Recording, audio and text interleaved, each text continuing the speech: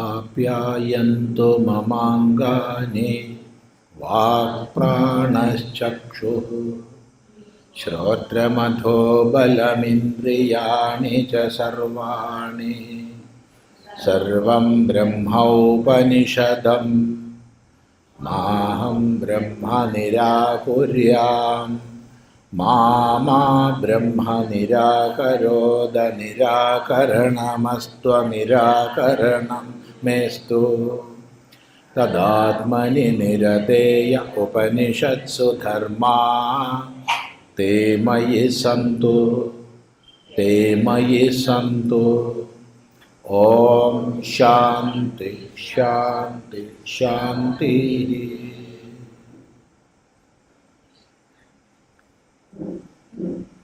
നമ്മൾ ഛാന്ദോഗ്യ ഉപനിഷത്തിൽ 8-ാം അധ്യായത്തിൽ 3-ാമത്തെ ഖണ്ഡം, അതിൽ 4 മന്ത്രങ്ങളാണ് പഠിച്ചത്. നേരത്തെ ഗീതയെ സംബന്ധിച്ച് പറഞ്ഞതുപോലെ ഇത്രയും മാസങ്ങൾ കഴിഞ്ഞ് ഒത്തുകൂടുമ്പോൾ പറഞ്ഞ ആൾക്കും കേട്ട ആൾക്കും ഒന്നും അത് ഓർമ്മ ഉണ്ടാവില്ല. അപ്പോൾ 8-ാം അധ്യായം മുഴുവൻ ഒന്നുകൂടി പറയാമോ? അത് വളരെ വലുതാണ്.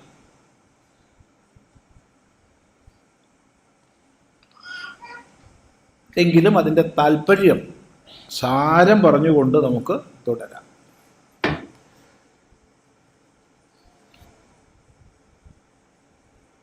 ഇവിടെ ആരംഭിച്ചത്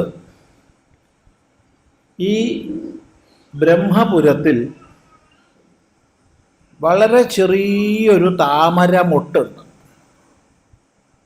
ഇപ്പം ബ്രഹ്മപുരം, ആ ബ്രഹ്മപുരത്തിൽ ചെറിയൊരു താമരമൊട്ട്. ആ താമരമൊട്ടിൽ ചെറിയൊരാകാശം. ആ ആകാശത്തിൽ എന്താണുള്ളതെന്ന് നിങ്ങൾ അന്വേഷിച്ചോളൂ. എന്താണെന്ന് പറഞ്ഞു തരികയല്ല, അതെന്താണെന്ന് അറിയുവാൻ വിശേഷേണ ഇച്ഛിച്ചുകൊള്ളൂ. ഇതാണ് 1-ാമത്തെ മന്ത്രം. ഏതാണ് ബ്രഹ്മപുരം എന്നുള്ളത് ആലോചിക്കുക. ബ്രഹ്മപുരം, പുരം ശരീരപര്യായമായി പ്രസിദ്ധമാണ്. പട്ടണം എന്നാണ് വാക്കിൻ്റെ അർത്ഥം. പുരം പട്ടണമാണ്. 9 ദ്വാരങ്ങളോടുകൂടിയ പട്ടണമെന്ന് ശരീരത്തെ ഗീത പറയുന്നുണ്ട്. 11 ദ്വാരങ്ങളോടുകൂടിയ പുരമെന്ന് ഉപനിഷത്ത് തന്നെ പറഞ്ഞിട്ടുണ്ട്. പുരമേകാദശദ്വാരം അജസ്യാവക്രചേതസഃ അനുഷ്ഠായ ന ശോചതി വിമുക്തശ്ച വിമുച്യതേ ഏതദ് വൈതത് എന്ന് ഉപനിഷത്ത്. നവദ്വാരേ പുരേ ദേഹി നൈവ കുർവന്നകാരയൻ എന്ന് ഭഗവത്ഗീത. പുരം പട്ടണം. ഇവിടെ ഇത് ബ്രഹ്മപുരമാണ് പറഞ്ഞത്. ബ്രഹ്മപുരം ഒരു പേര്. ഏതാ ബ്രഹ്മപുരം എന്ന് ആലോചിക്കുക. ബ്രഹ്മോപലബ്ധിക്ക് സ്ഥാനമാകുന്ന പുരം, പട്ടണം. ഇത് തന്നെ ഈ ശരീരം. ഇതിനുള്ളിൽ ഒരു താമര മൊട്ട്, ചെറിയൊരു താമര മൊട്ടുണ്ട്. അതിൽ ചെറിയൊരാകാശമുണ്ട്. അതിൻ്റെ ഉള്ളിൽ എന്താ ഉള്ളതെന്ന് അന്വേഷിച്ചോളൂ. അതെന്താണെന്ന് അറിയുവാൻ വിശേഷേണ ഇച്ഛിച്ചുകൊള്ളൂ.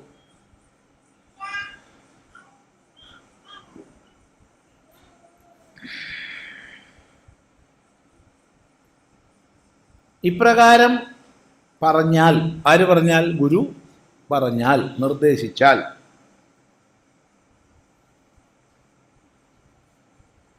അഥവാ ഇതിന് ഇപ്രകാരമുള്ള വാക്യം കേട്ട് ശിഷ്യന്മാർ ഗുരുവിനോട്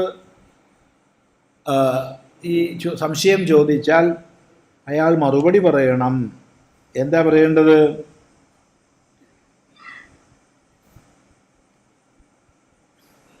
എത്ര ഈ മഹാകാശമുണ്ടോ അത്രയും ഹൃദയാകാശമുണ്ട്.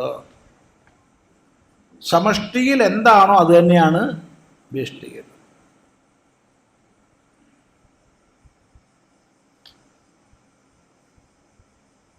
ഈ ആകാശത്തിനുള്ളിൽ ദ്വിലോകവും ഭൂമിയും എല്ലാം സമാഹിതമാണ്.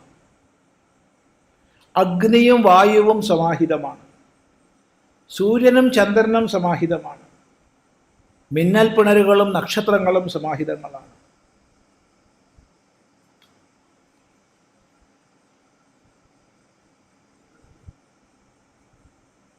ഇവിടെ എന്തുണ്ടോ അതൊക്കെ തന്നെയാണ് അവിടെ, അവിടെ എന്തുണ്ടോ അതൊക്കെ തന്നെയാണ് ഇവിടെ.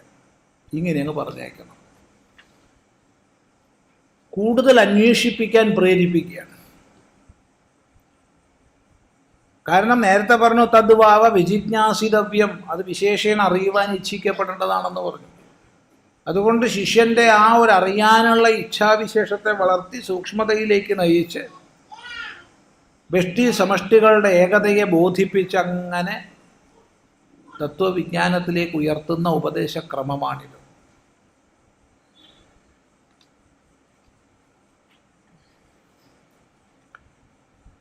അപ്പം അങ്ങനെ എല്ലാം ഈ ബ്രഹ്മപുരത്തിലെ ഈ ആകാശത്തിലുണ്ടെങ്കിൽ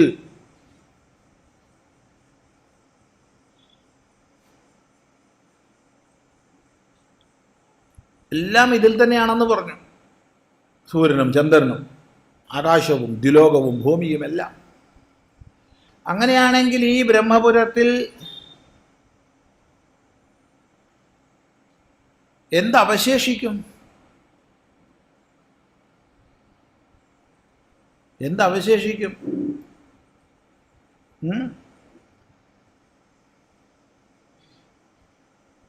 ജര വരുമ്പോൾ പ്രധ്വംസിക്കപ്പെടും. എപ്പോഴാണ് പ്രധ്വംസിക്കപ്പെടുന്നത്?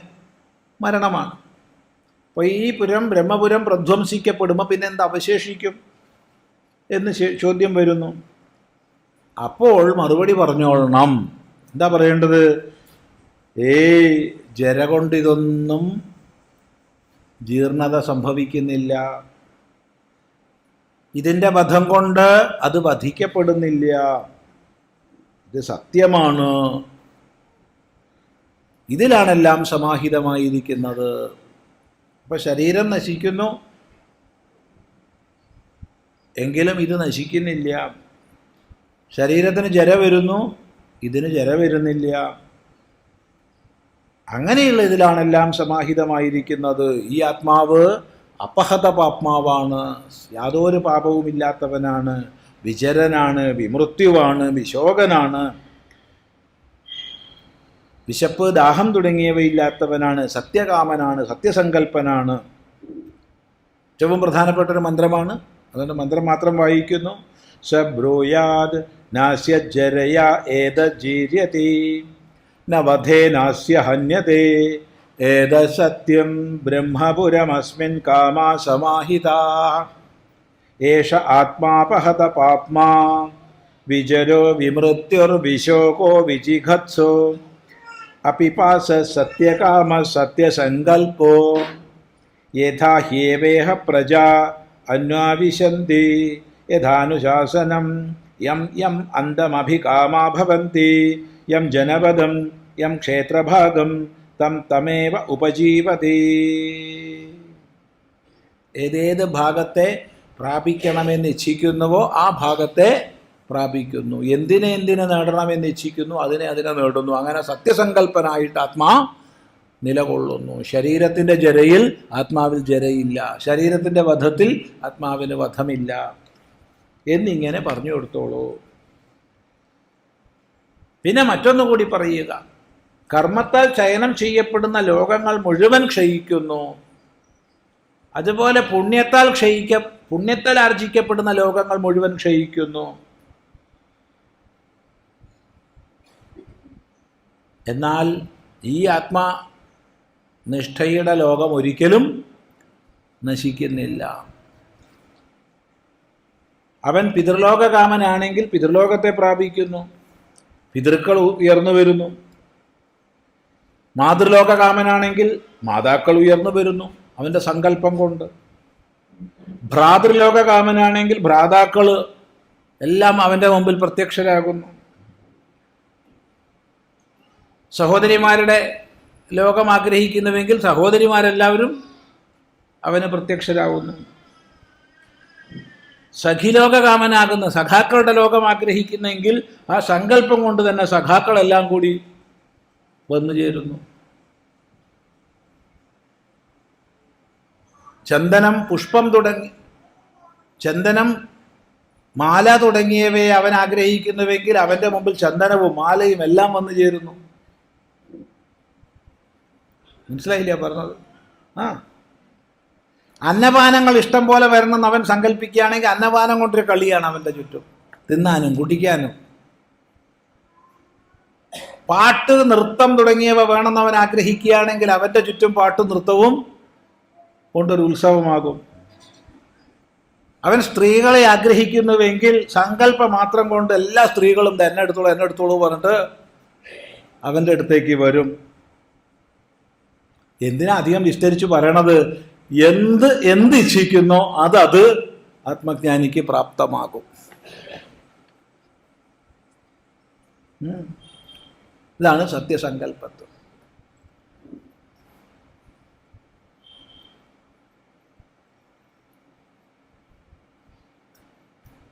അങ്ങനെ സത്യസങ്കല്പനാകുന്നു വിജ്ഞാനി.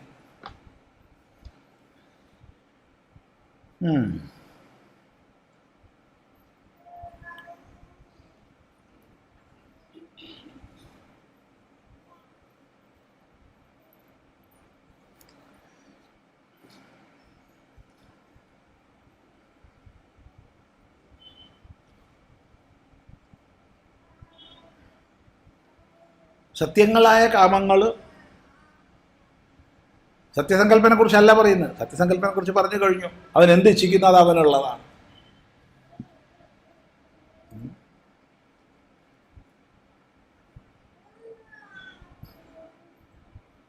എന്നാൽ സത്യങ്ങളായ കാമങ്ങൾ അസത്യത്താൽ മറയ്ക്കപ്പെട്ടവയാണ്, അനർത്ഥത്താൽ മൂടപ്പെട്ടവയാണ്.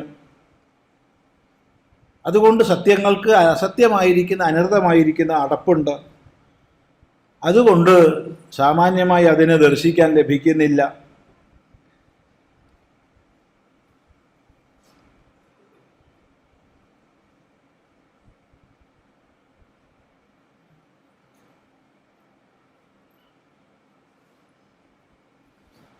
ഈ ലോകത്തിലുള്ളതും കഴിഞ്ഞു പോയതുമായ വസ്തുക്കളെ, പ്രിയപ്പെട്ടവയെ അവൻ കാണാൻ ആഗ്രഹിച്ചാലും അവൻ കാണുന്നില്ല. എന്തുകൊണ്ട്? അസത്യത്താൽ മറയ്ക്കപ്പെട്ടതുകൊണ്ട്. അനിർദാഭിധാനം. സ്വർണത്തിൻ്റെ നിധി ഉണ്ട്, പക്ഷെ മണ്ണുകൊണ്ട് മറയ്ക്കപ്പെട്ടിരിക്കുകയാണ്. അതുകൊണ്ട് അതിന് മുകളിലൂടെ അവൻ നിത്യവും അങ്ങോട്ടും ഇങ്ങോട്ടും സഞ്ചരിച്ചാലും അതിൻ്റെ അടിയിൽ സ്വർണമുണ്ടെന്ന് അവൻ അറിയുന്നില്ല, അവനോട്ട് നേടുന്നുമില്ല. ഇതുപോലെ ദിവസവും എല്ലാ ജനങ്ങളും, അവിടെ ജ്ഞാനിയെന്നോ അജ്ഞാനിയെന്നോ ഇല്ല, ദിവസവും ബ്രഹ്മലോകത്തെ പ്രാപിക്കുന്നുണ്ട്. എന്നിട്ടും ആ ബ്രഹ്മാനുഭൂതിയിലേക്ക് എത്തുന്നില്ല. ദിവസവും എല്ലാ പ്രാണികളും, എല്ലാ മനുഷ്യരും ബ്രഹ്മലോകത്തെ പ്രാപിക്കുന്നുണ്ട്. അഹരഹ ഇല്ലേ?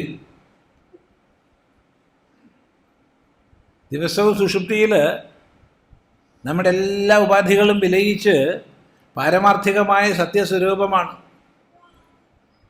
എന്നാലും അജ്ഞാന ആവരണം കൊണ്ട് മറയ്ക്കപ്പെട്ടിട്ട് ഈ നിധിയുടെ മുകളിലൂടെ നടക്കുന്നത് പോലെ നമ്മൾ പിന്നെയും നിധി അന്വേഷിച്ച് നടക്കും.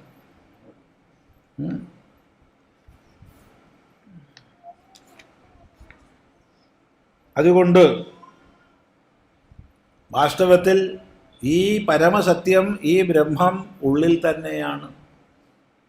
അതിനെ അജ്ഞാനം കൊണ്ട് തിരിച്ചറിയുന്നില്ലെന്ന് മാത്രം.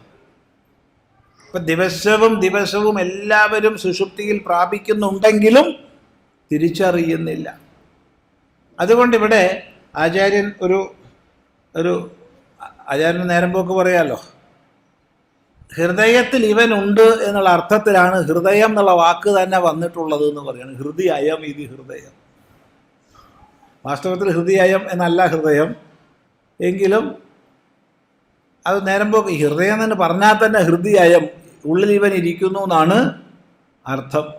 അതുകൊണ്ടാണ് ഹൃദയം എന്ന് പറയുന്നത്. അതുകൊണ്ട് ഈ ഒരു സമ്യക് പ്രസന്ന ഭാവത്തോടു കൂടിയ ആത്മാ പരമാർത്ഥത്തിൽ സുഷുപ്തി ദശയിൽ തൻ്റെ പാരമാർത്ഥിക സ്വരൂപത്തെ പ്രാപിച്ചിട്ട് ആനന്ദിയായിത്തീരുന്നു. ഇത് അമൃതമാണ്, ഇത് അഭയമാണ്, ഇത് ബ്രഹ്മമാണ്. ഈ ബ്രഹ്മത്തിൻ്റെ പേരാണ് സത്യമെന്ന്. ഈ ബ്രഹ്മത്തിൻ്റെ പേരാണ് സത്യമെന്ന്. അപ്പം ഇവിടെ നേരത്തെ ഹൃദയം എന്നുള്ളതൊരു നേരം പോക്ക് പറഞ്ഞില്ലേ, അതുപോലെ സത്യം എന്നുള്ളതിനും ഒരു നേരം പോക്ക് പറയുകയാണ്. സത്യം എന്ന് പറഞ്ഞാൽ ശരിക്ക് സത്ത് എന്നുള്ളതിൻ്റെ ഭാവം സത്ത് പ്ലസ് യ, സത്യ എന്നാണ്. സത്ത് പ്ലസ് യ എന്നാണ്. പക്ഷെ ഒരു നേരം പോക്കായിട്ട് ഇവിടെ ഋഷി പറയുകയാണ്, താനി ഹവാ ഏതാനി ത്രീണ്യക്ഷരാണി സതീയമിതി തത് സത് തദമൃതം അധയത്തി തന്മർത്യം അധയത്യം തേനോഭേയച്ഛതി യദനേനോഭേയച്ഛതി തസ്മാത് യം അഹരഹർവാ ഏവം വിത് സ്വർഗം ലോകമിതി.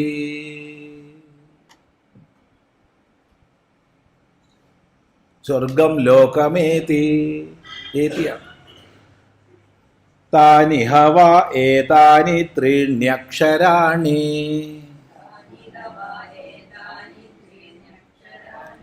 സതീയമിതി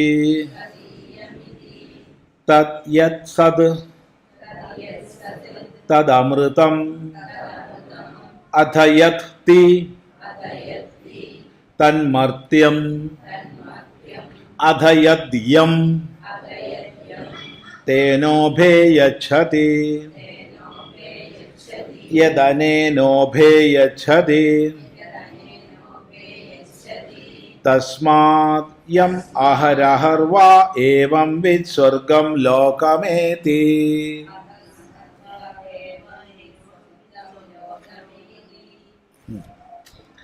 അപ്പോൾ സത്യം എന്നൊരു പേര് പറഞ്ഞു. സത്യം എന്ന് പറഞ്ഞാൽ ശരിക്ക് ബ്രഹ്മം ആണ്, ശരിയാ. പക്ഷെ അത് സാതീയം എന്നൊന്നും പറയാൻ പറ്റില്ല. സത്ത് പ്ലസ് യമാണ്. ഏതുപോലെ ഹൃദയം എന്ന് പറഞ്ഞു, അത് ഹൃദയ എന്നാണ്, അല്ലാണ്ട് ഹൃദി അയം എന്നല്ല ഹൃദയം. പക്ഷേ മഹർഷി ഒരു നേരം പോക്ക് പറഞ്ഞു ഓർമ്മിക്കാൻ വേണ്ടി, അത് ഹൃദി അയം എന്നാണ് ഹൃദയം. എന്താർത്ഥം? ഹൃദി, ഹൃത്തിൽ അയം എവനിരിക്കുന്നു എന്നാണ്. താത്വികമായി ശരിയാത്. ഇങ്ങനെ ചില ഉപദേശ രീതികളുണ്ട് ഉപനിഷത്തിൽ.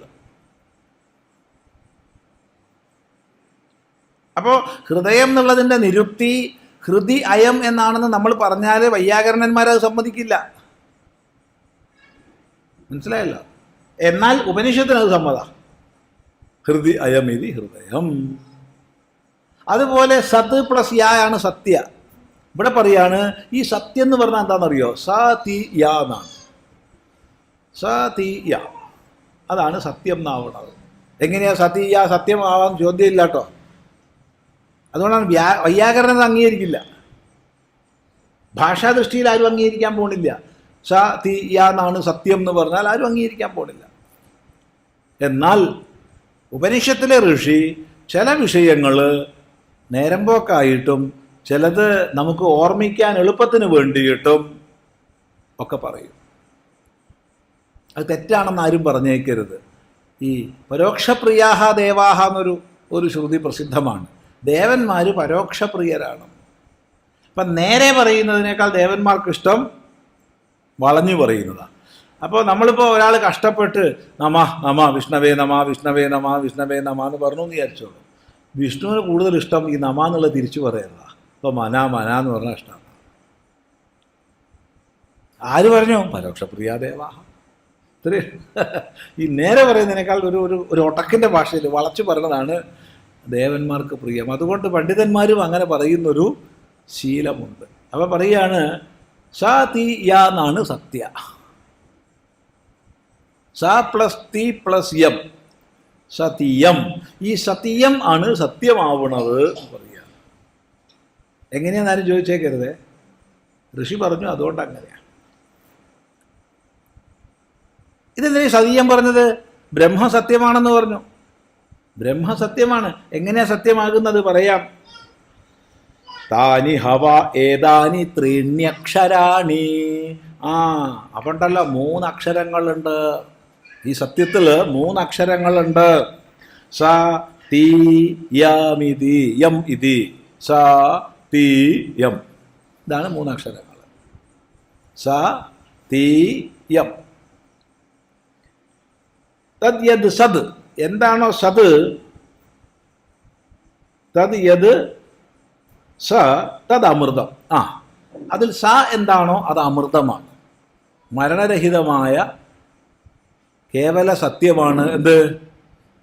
സ.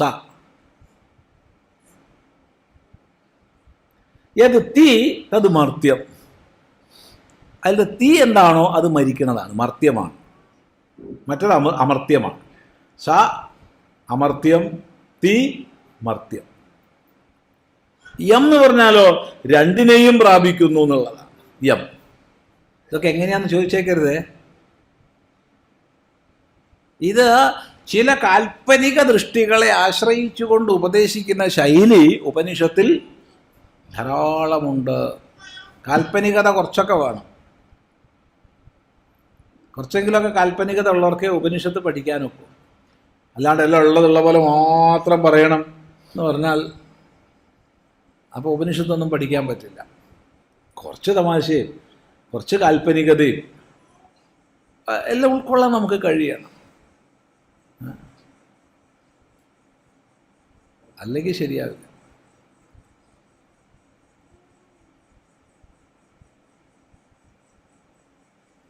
അപ്പം സ എന്ന് പറഞ്ഞാൽ അമൃതമാണ്. എങ്ങനെയാണെന്നാരും ചോദിച്ചേക്കരുതേ. തീ എന്ന് പറഞ്ഞാൽ മർത്യമാണ്. യം എന്ന് പറഞ്ഞാൽ ഇത് രണ്ടിനെയും പ്രാപിപ്പിക്കുന്നതാണ്, മർത്യത്തെയും അമർത്യത്തെയും. കേവലമായ അമൃത സ്വരൂപമാകുന്നു ഞാനെന്നും ഈ ശരീരാദ്യുപാധികളോട് ചേർന്ന് ഞാൻ മരിക്കുന്നതാണ്, ദേഹധർമ്മങ്ങളോട് കൂടിയതാണ് എന്നും ഈ 2 ബോധത്തെയും പ്രാപിപ്പിക്കുന്നതാണ് യം. അതുകൊണ്ട് ഇതറിയുന്നവൻ അഹരഹർവായേവം ഇത് സ്വർഗം ലോകമേതി. ഇതറിയുന്നവൻ ദിവസവും സ്വർഗത്തെ പ്രാപിക്കുന്നു. ഇതറിയാത്തവനോ ദിവസവും കിടന്നുറങ്ങി ഉണരുന്നു. ഇതറിയുന്നവനോ ദിവസവും സ്വർഗത്തെ എവിടെയായിരുന്നു നീ പോയത്? ഞാൻ സ്വർഗത്തിൽ പോയതായിരുന്നു. സന്തോഷം, നന്നായി. അതുകൊണ്ടാണ് ഉറങ്ങുന്നവരെ കഴിയുന്നതും വിളിച്ചുണർത്തരുത് എന്ന് പറയണത്. അവരാനന്ദ അനുഭവത്തിലാണ്. അത് നമ്മൾ വിളിച്ചുണർത്തരുത്. വിളിച്ചുണർത്തുകയാണെങ്കിൽ നല്ല മധുരമായ വാക്കുകൾ പറഞ്ഞ് അതിനേക്കാൾ മധുരം ഇവിടെ കൊടുത്തിട്ട് വേണം. കൗസല്യാസു പ്രജാരാമ, അല്ലേ? ആ വിളിയാൻ എന്തൊരു സുഖ. എണീക്കടാ, എൻ്റെ ഒന്ന് രാക്ഷസന്മാരെ ഓടിക്കാന്നും പറഞ്ഞ് വന്നിട്ട് നീ കിടന്നുറങ്ങുകയാണോ അവിടെ മാന്താൻ എന്നാണോ വിശ്വാമിത്രൻ വിളിച്ചത്? നിന്നെ നിന്റെ അച്ഛൻ എന്തിനാ പറഞ്ഞയച്ചത്? മനസ്സിലായില്ല. വിശ്വാമിത്രൻ രാമനെ രാവിലെ തന്നെ ഒരു അടി കൊടുത്തിട്ട്, ചന്തിക്ക് ഒരു അടി കൊടുത്തിട്ട് നിന്നെ എന്തിനാണ് എൻ്റെ ഒന്നിച്ച് പറഞ്ഞയച്ചത്? എൻ്റെ യജ്ഞം രക്ഷിക്കാൻ വേണ്ടിയിട്ടാണ്, മര്യാദയ്ക്ക് കിടന്നുറങ്ങാനല്ല. നീ രാവിലെയായിട്ട് കിടന്നുറങ്ങുക എന്നാണോ പറഞ്ഞത്? ഇതാണ് ആ സമീപനത്തിൻ്റെ വ്യത്യാസം. രാവിലെ എന്താ കിടന്നുറങ്ങണം, ഓഫീസിലൊന്നും പോണ്ടേ എന്ന് ചോദിച്ചിട്ട് വിളിച്ചുണർത്തരുതാര്. എന്താ മന്ദ സ്കൂളിൽ പോകാനായി ബസ് വരും ഇപ്പോൾ, എന്താ കിടന്നുറങ്ങണമെന്ന് ചോദിച്ച് വഴക്ക് പറഞ്ഞുകൊണ്ട് കുട്ടികളെ വിളിച്ചുണർത്തരുത്. മധുരമായ വാക്കുകൾ പറഞ്ഞ്, കാരണം അവരതിനേക്കാൾ മധുരമുള്ള ലോകത്തിലായിരുന്നു, അവർ നിങ്ങട്ടാണ് കൊണ്ടുവരുന്നത്. അപ്പോൾ നല്ല പ്രോത്സാഹനം കൊടുക്കുന്ന മധുരമുള്ള വാക്കുകൾ പറഞ്ഞിട്ട് വേണം വിളിച്ചുണർത്താൻ. കൗസല്യാ സുപ്രജാരാമ പൂർവാ സന്ധ്യാ പ്രവർത്തതേ ഉത്തിഷ്ഠ നരശാർദൂല ലേ കർത്തവ്യം ദൈവമാഹ്നികം. അതുകൊണ്ട് രാമൻ പിന്നെ മരിക്കണവരെ ഇത് ഉപേക്ഷിച്ചിട്ടില്ല, സന്ധ്യാവന്ദനം ഉപേക്ഷിച്ചിട്ടില്ല. വെള്ളം കുടിക്കാണ്ട് നടക്കണോ, ഭക്ഷണം കഴിക്കാണ്ട് നടക്കണോ, ഉറങ്ങാൻ പറ്റുമോ? ആലോചിച്ച് നോക്കൂ. ചെളിയിൽ, പാറയിൽ, അട്ടേൻ്റെ നടുക്ക്, ഹിംസമൃഗങ്ങളുടെ മധ്യത്തിൽ, രാക്ഷസന്മാരുടെ മധ്യത്തിൽ മര്യാദയ്ക്ക് ഉറങ്ങാൻ പറ്റുമോ? മര്യാദയ്ക്ക് ഭക്ഷണം കിട്ടുമോ? ചിലപ്പം ഭക്ഷണം ഇഷ്ടം പോലെ ഉണ്ടാവും, ചിലപ്പോൾ ഒന്നും ഉണ്ടാവില്ല. പഴങ്ങളൊക്കെ ഉണ്ടാകുമ്പോൾ ഒന്നായിട്ട് പഴങ്ങളുണ്ടാവും, വേരാകുമ്പോൾ ഒന്നായിട്ട്. ചിലപ്പോൾ ഒരു വലിയൊരു പോത്തിനെ കിട്ടിക്കഴിഞ്ഞാൽ കുറേ കഴിക്കാനുണ്ടാവും. കുറച്ചല്ലല്ലോ, ഒരു പോത്തിനെ 2-3 പേര് കൂടി എന്ത് കഴിക്കാനാ? വലിയൊരു പോത്തിന്. അപ്പോൾ ഒരുപാട് കഴിക്കാനുണ്ടാവും. ചിലപ്പോൾ ഒന്നും ഉണ്ടാവില്ല. ചിലപ്പോൾ പോത്ത് പോയിട്ടൊരു മുയലിനെ പോലും കിട്ടിയെന്ന് വരില്ല. കഷ്ടമാണ്. ചിലപ്പോൾ ഒരുപാട് പഴങ്ങളും വേരുകളും ഉണ്ടാവും. ഇങ്ങനെ കഷ്ടപ്പെട്ട് ജീവിക്കുന്ന സമയത്തും ഒരു ദിവസം പോലും ശ്രീരാമൻ സന്ധ്യാവന്ദനം ഉപേക്ഷിച്ചിട്ടില്ല. വാൽമീകി മഹർഷി വ്യക്തമായി പറഞ്ഞിട്ടുണ്ട്. കാരണം ചെറുപ്പത്തിലുള്ള ഈ വിളിയും ഈ പ്രേരണയുമാണ്. നമ്മളെ കുട്ടികളോട് ചെയ്യാറുണ്ടോ, പേരക്കുട്ടികളോട് ചെയ്യാറുണ്ടോ എന്ന് ആലോചിച്ച് നോക്കുക. വിളിക്കാനുള്ള അധികാരം നമുക്കുണ്ടോ എന്നും ആലോചിച്ച് നോക്കുക. അധികാരം ഉണ്ടാവണമെങ്കിൽ എന്ത് വേണം? നമ്മൾ ചെയ്യണതാവണം. കുട്ടി കണ്ണും വിളിച്ച് നോക്കുക. എന്താ വേണ്ടത്? ഇവിടെ സന്ധ്യാവന്ദനം നിങ്ങൾ ചെയ്യാറുണ്ടോ എന്ന് ചോദിച്ചാൽ അച്ഛൻ്റെ അമ്മയുടെ തല കുനിയരുത്. ഉണ്ട് മോനെ, ഞാൻ ചെയ്തിട്ടാണ് നിന്നെ വിളിച്ചത് എന്ന് പറയാനുള്ള ആർജവം വേണം.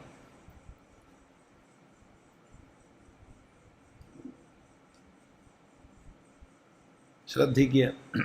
അതുകൊണ്ട് അല്ലാത്തവർ കിടന്നുറങ്ങുന്നു, ഇതറിയുന്ന ആളോ ദിവസവും ബ്രഹ്മലോകത്തിൽ പോകുന്നു. വ്യക്തമാണല്ലോ. അപ്പോൾ നമുക്ക് ദിവസവും ബ്രഹ്മലോകത്തിൽ എത്താം ഈ ജ്ഞാനം ഉണ്ടെങ്കിൽ. അപ്പോൾ ജീവിതം എന്തൊരു ആസ്വാദനമാണെന്ന് ആലോചിച്ച് നോക്കൂ, എന്തൊരു സുഖാന്ന് ആലോചിച്ച് നോക്കൂ. താനി ഹവ ഏതാനി ബ്രഹ്മണഃ നാമാക്ഷരാണി ത്രീണി ഏതാനി സതീയമിതി സകാരഃ തകാരഃ യം ഇതി ച. ഈകാരഃ തകാരഃ ഉച്ചാരണാർത്ഥഃ അനുബന്ധഃ. ഹ്രസ്വേന ഏവ അക്ഷരേണ പുനഃ പ്രതിനിർദ്ദേശാത്. തേഷാം തത് തത്ര യത് സകാര തത് അമൃതം സദ് ബ്രഹ്മ. അമൃതവാചകത്വാത് അമൃത ഏവ സകാരഃ തകാരാന്തോ നിർദ്ദിഷ്ടഃ. അഥ യത് തി തകാരഃ തന്മർത്യം.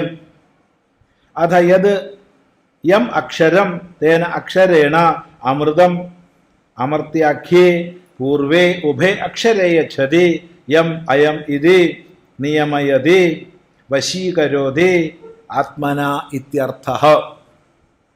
യത് യസ്മാദ് അനേന യം ഇത്യനേന ഇത്യേതേന ഉഭേ യച്ഛതി തസ്മാദ് യം സംയതേ ഇവ ഹി ഏതേന യമാ ലക്ഷ്യതേ ബ്രഹ്മനാമാക്ഷരസ്യ അപി ഇദം അമൃതത്വാദി ധർമ്മവത്വം മഹാഭാഗ്യം കിമുദ നാമവദ ഇതി ഉപാസ്യത്വായ സ്തൂയതേ ബ്രഹ്മനാമ നിർവചനേന ഏവ.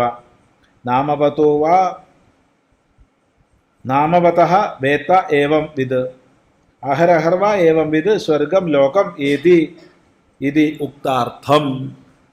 നോക്കൂ, താനി ഹവ ഏതാനി ബ്രഹ്മണഃ നാമാക്ഷരാണി ത്രീണി ഏതാനി സതീയമിതി സകാരഃ തകാരഃ യം ഇതി ച.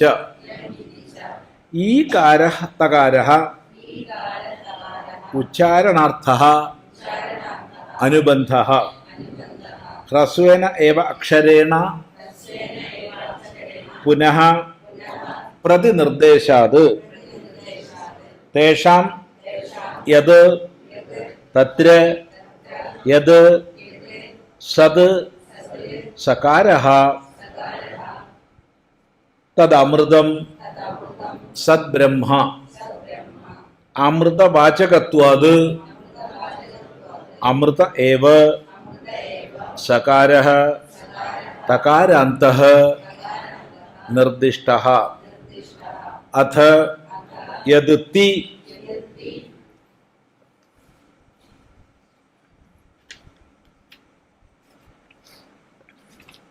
തകാരഃ തന്മർത്യം. അഥ യത് യം അക്ഷരം തേന അക്ഷരേണ അമൃതം അമൃതമർത്യാഖ്യേ പൂർവേ ഉഭേ അക്ഷരേ യച്ഛതി യമയതി നിയമയതി വശീകരോതി ആത്മന ഇത്യർത്ഥഃ. യത് യസ്മാത് അനേന യം ഇത്യേതേന ഉഭേ യച്ഛതി തസ്മാത് യം സംയത്തെ ഇവ ഹി ഏതേന യമാലക്ഷ്യത്തെ ബ്രഹ്മനാമാക്ഷരസ്യ അപി ഇദം അമൃതത്വാദിധർമ്മവത്വം മഹാഭാഗ്യം കിമുത നാമപദ ഇതി ഉപാസ്യത്വായ സ്തൂയതേ ബ്രഹ്മനാമനിർവചനേന ഏവ. നാമപതഃ വേത്ത ഏവം വിദ് അഹരഹർവാ ഏവം വിദ് സ്വർഗം ലോകമേതി ഇത്യുക്താർത്ഥം. അപ്പം ഇവിടെ 3 അക്ഷരങ്ങളാണ് സ തീ യം.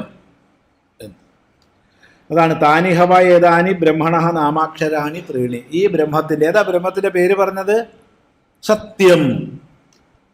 സത്യം എന്നാ പറഞ്ഞത്. അപ്പോൾ ഈ സത്യം എന്നുള്ളത് 3 അക്ഷരങ്ങളാണെന്നാണ് പറഞ്ഞത്. സതീയം എന്ന്. സതീയം സതീയം ഇതി സകാരഃ തകാരഃ യം ഇതി. സകാര തകാര അക്ഷരങ്ങളും യം എന്ന്. ഇപ്പം സകാരത്തിന് അനുബന്ധമില്ല, തകാരത്തിന് ഇ എന്ന അനുബന്ധം ചേർത്തു. അപ്പം തീനായി സതീയം. ഈ അനുബന്ധം ചേർക്കുന്നത് സംസ്കൃത ഭാഷയിലൊരു സമ്പ്രദായമാണ്. വ്യാകരണ പഠനത്തിൽ ഇത് മനസ്സിലാക്കിയാലേ ഒരു അല്പം പോലും മുന്നോട്ട് നീങ്ങാൻ കഴിയും. എല്ലാ വ്യഞ്ജനങ്ങൾക്കും അനുബന്ധം ചേർത്തിട്ടാണ് ഋഷി പറയുക. അത് ഒഴിവാക്കേണ്ടതാണ്. അനുബന്ധങ്ങൾ ഒഴിവാക്കേണ്ടതാണ്. അങ്ങനെ ഒഴിവാക്കേണ്ട അനുബന്ധങ്ങൾ ചേർത്തിട്ടാണ് നിർദ്ദേശിക്കുക. അതിന് വ്യാകരണത്തിൽ ഇത്തെന്ന് പറയും. ഇത്ത്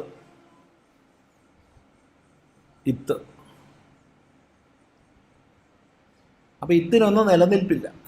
അതുപോലെ അനുബന്ധം ചേർത്തിട്ടാണ് ഇവിടെയും പറഞ്ഞത്. സ ത യ സ ത് യ സ ത് യ. എന്താണ് സ ത് യ? എന്താണ്? സത്യ. അപ്പം ഈ താന്നുള്ളത് അനുബന്ധം ചേർത്ത് തീ എന്ന് പറഞ്ഞു. സ തീ യ. യം യ അല്ല യം. ഈ കാരഹ തകാരഹ ഉച്ചാരണാർത്ഥ അനുബന്ധ. ഉച്ചാരണാർത്ഥം അനുബന്ധം ചേർത്തതാണ് തീന്ന്. ഹ്രസ്വേനേവ അക്ഷരേണ പുനഃപ്രതി നിർദ്ദേശ. കാരണം പിന്നെ പറഞ്ഞത് ഹ്രസ്വത്തിലാണ് തീ. നോക്കൂ, ഇവിടെ സ തീ എന്ന് പറഞ്ഞു. കുറച്ചപ്പുറത്ത് എത്തിക്കഴിഞ്ഞാൽ യാതൊന്നാണോ തീ അത് മർത്യമാണെന്ന് ഹ്രസ്വത്തിലാണ് പറയുന്നത്. മനസ്സിലായില്ല? ആദ്യം സ തീ യം എന്ന് പറഞ്ഞു. പിന്നെ പറഞ്ഞു സ എന്ന് പറഞ്ഞാൽ അമൃതമാണ്, തീ എന്ന് പറഞ്ഞാൽ മർത്യമാണെന്ന് പറഞ്ഞു. അപ്പോൾ ഒരു സ്ഥലത്ത് തീന്ന് മറ്റേ സ്ഥലത്ത് തീന്നാണ് പറഞ്ഞത്. അത് ദോഷമില്ല, സംഗതി ഇത് ഇത്തുകയാണ്. അത് അനുബന്ധം ചേർത്തിട്ടാണ് പറഞ്ഞിട്ടുള്ളത്. അപ്പോൾ ആദ്യം പറഞ്ഞത് ഉച്ചാരണാർത്ഥം ഈ എന്ന് പറഞ്ഞു. ഒരു ഉച്ചരിക്കാൻ സുഖത്തിന് സതീയം എന്ന് പറഞ്ഞു, അത്രയേ ഉള്ളൂ. രണ്ടാമത് പറഞ്ഞപ്പോൾ സതീയം സതീയം, അതിനേക്കാൾ സുഖം നേരത്തെ പറഞ്ഞതാണ് സതീയം. അങ്ങനെ ഉച്ചാരണാർത്ഥം ചേർത്ത അനുബന്ധമാണ്.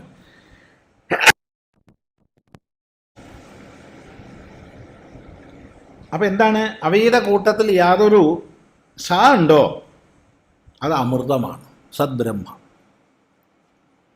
സ എന്നുള്ളത് അമൃതമാണ്, അമൃതം തന്നെ സകാരം. പിന്നെ യാതൊരു തീ ഉണ്ടോ അത് മർത്യമാണ്. മർത്യം വെച്ചാൽ മരിച്ചു പോകുന്നത്, നശിച്ചു പോകുന്നത്, ഈ പ്രപഞ്ചം മുഴുവൻ.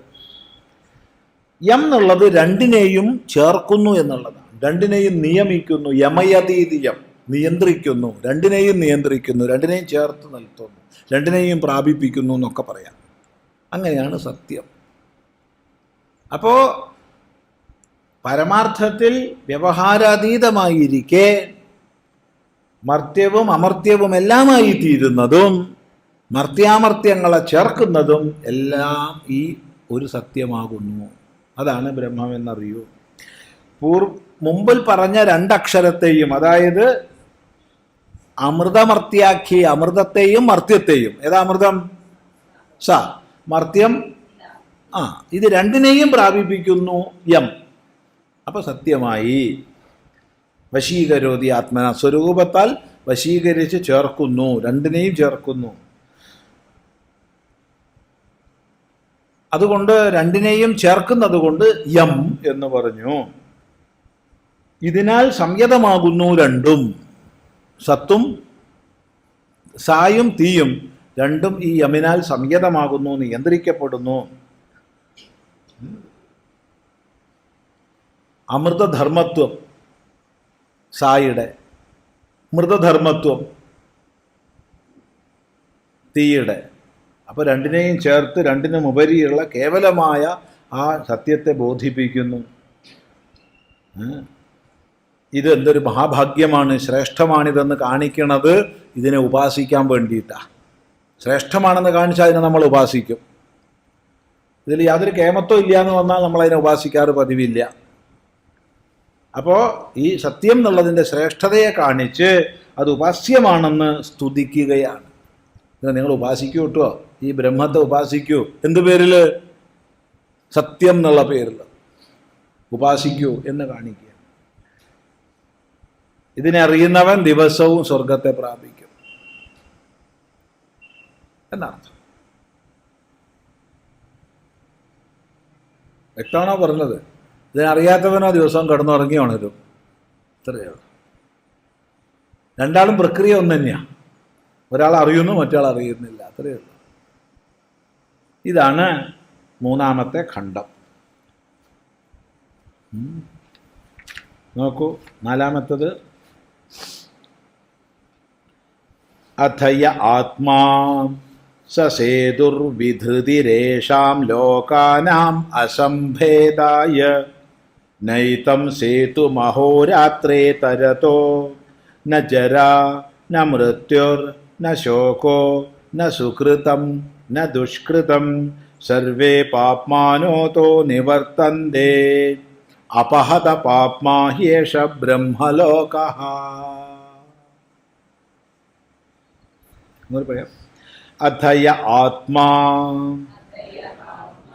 സസേതുർവിധൃതിരേഷാം ലോകാനാം അസംഭേദായ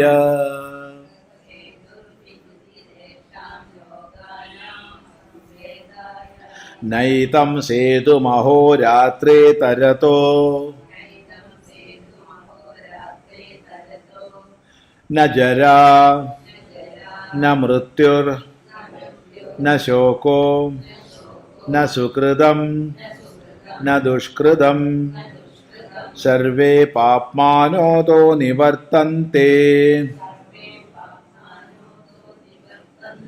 അപഹത പാപ്മാ ഹ്യേഷ ബ്രഹ്മലോകഃ.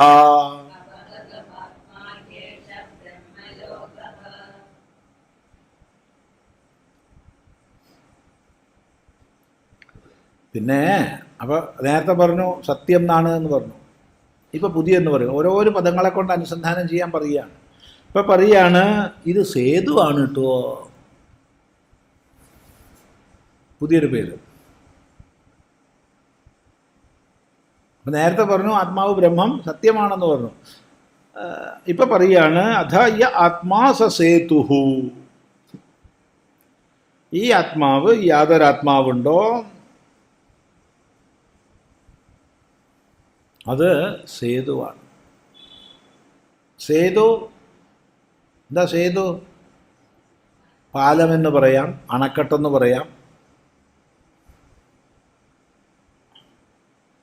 രണ്ട് അപ്പുറം നദിയുടെ ജലാശയത്തിൻ്റെ അപ്പുറവും ഇപ്പുറമുള്ള ഭൂമിയെ ദൃഢമായി പിടിച്ചു വെച്ച് നിലകൊള്ളുന്ന വലിയ ഭിത്തിക്ക് സേതു എന്ന് പറയാം. പാലത്തിന് സേതു എന്ന് പറയാം എന്നൊക്കെ പറയും. അധയ ആത്മാ സ സേതുഃ വിധൃതിരേഷാം ലോകാനാം അസംഭേദായ. ഈ ലോകങ്ങളുടെ അസംഭേദത്തിനായിക്കൊണ്ട് ഇത് വിധൃതിയായി നിലകൊള്ളുന്നു, വിശേഷേണ ധരിക്കുന്നതായി നിലകൊള്ളുന്നു, വിശേഷേണ ധരിക്കുന്നതായിട്ട് ഇത് നിലകൊള്ളുന്നു. ഇത് വിശേഷേണ ധരിച്ചില്ലായിരുന്നെങ്കിൽ ഈ ലോകങ്ങൾ സംഭേദം വന്നു പോകുമായിരുന്നു, പൊട്ടിപ്പളർന്ന് പോകുമായിരുന്നു. അപ്പോൾ ഈ ലോകങ്ങൾ പൊട്ടിപ്പളർന്ന് പോവാതിരിക്കുന്നതിനായിക്കൊണ്ട് അവയെ ചേർത്ത് സുദൃഢമായി പിടിച്ചു വെച്ചിരിക്കുന്ന സേതുവാണ് ഈ ആത്മ. ഇതൊരു കാഴ്ചപ്പാട് നോക്കൂ, മനസ്സിലായില്ല? ഈ ലോകങ്ങൾ പൊട്ടിപ്പളർന്ന് തകർന്നു പോകാതിരിക്കത്തക്ക വിധം ഇവയെ ചേർത്ത് കോർത്ത് പിടിച്ചു നിർത്തിയിരിക്കുന്ന വിധൃതിയാണ് സേതു. ആ സേതുവാണ് ആത്മ.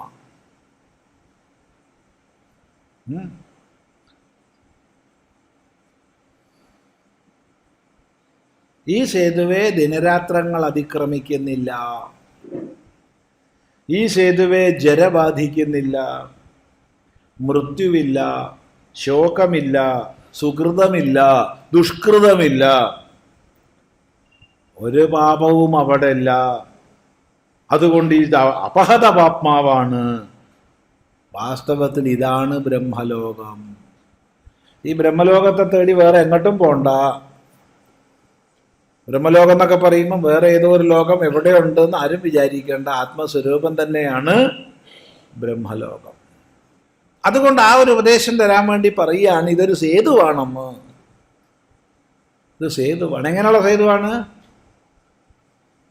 വിധൃതി, വിശേഷേണ ധരിക്കുന്നത്. അതുകൊണ്ട് ഇത് വിശേഷേണ ധരിക്കുന്നത് കൊണ്ട് ഈ ലോകങ്ങൾക്ക് സംഭേദം വന്നു പോകുന്നില്ല, എല്ലാത്തിനെയും ചേർത്ത് കോർത്തു നിർത്തുന്നു. ഈ സേതുവിന് ജരയില്ല, മൃത്യുവില്ല, ഇതിനെ അഹോരാത്രങ്ങൾ തരണം ചെയ്യുന്നില്ല, സുഹൃതമില്ല, ദുഷ്കൃതമില്ല. അതുകൊണ്ട് ഇത് അപഹത പാപ്മാവാണ്. പാപങ്ങളെ മുഴുവൻ ഇല്ലാതാക്കിയ ശുദ്ധ സ്വരൂപമാണ്. പുണ്യമില്ല, പാപവുമില്ല. ഇതാണ് മന്ത്രം. ഇപ്പൊ സേതുവായിട്ട് ഉപാസിക്കുക. ആത്മാവിനെ സേതു. നേരത്തെ സത്യം എന്ന് ഉപാസിക്കാൻ പറഞ്ഞു, ഇപ്പൊ പറയണത് സേതു എന്ന് ഉപാസിച്ചുള്ളൂ. മനസ്സിലായില്ല? ഇത് വ്യത്യസ്ത ഉപാസനകൾ പറയുക, അതിൽ കവിഞ്ഞൊന്നുമില്ല. വ്യത്യസ്ത രീതിയിൽ ഒരേ സത്യത്തിൻ്റെ ഉപാസനയെ വിധിക്കുന്ന ഭാഗമാണ്.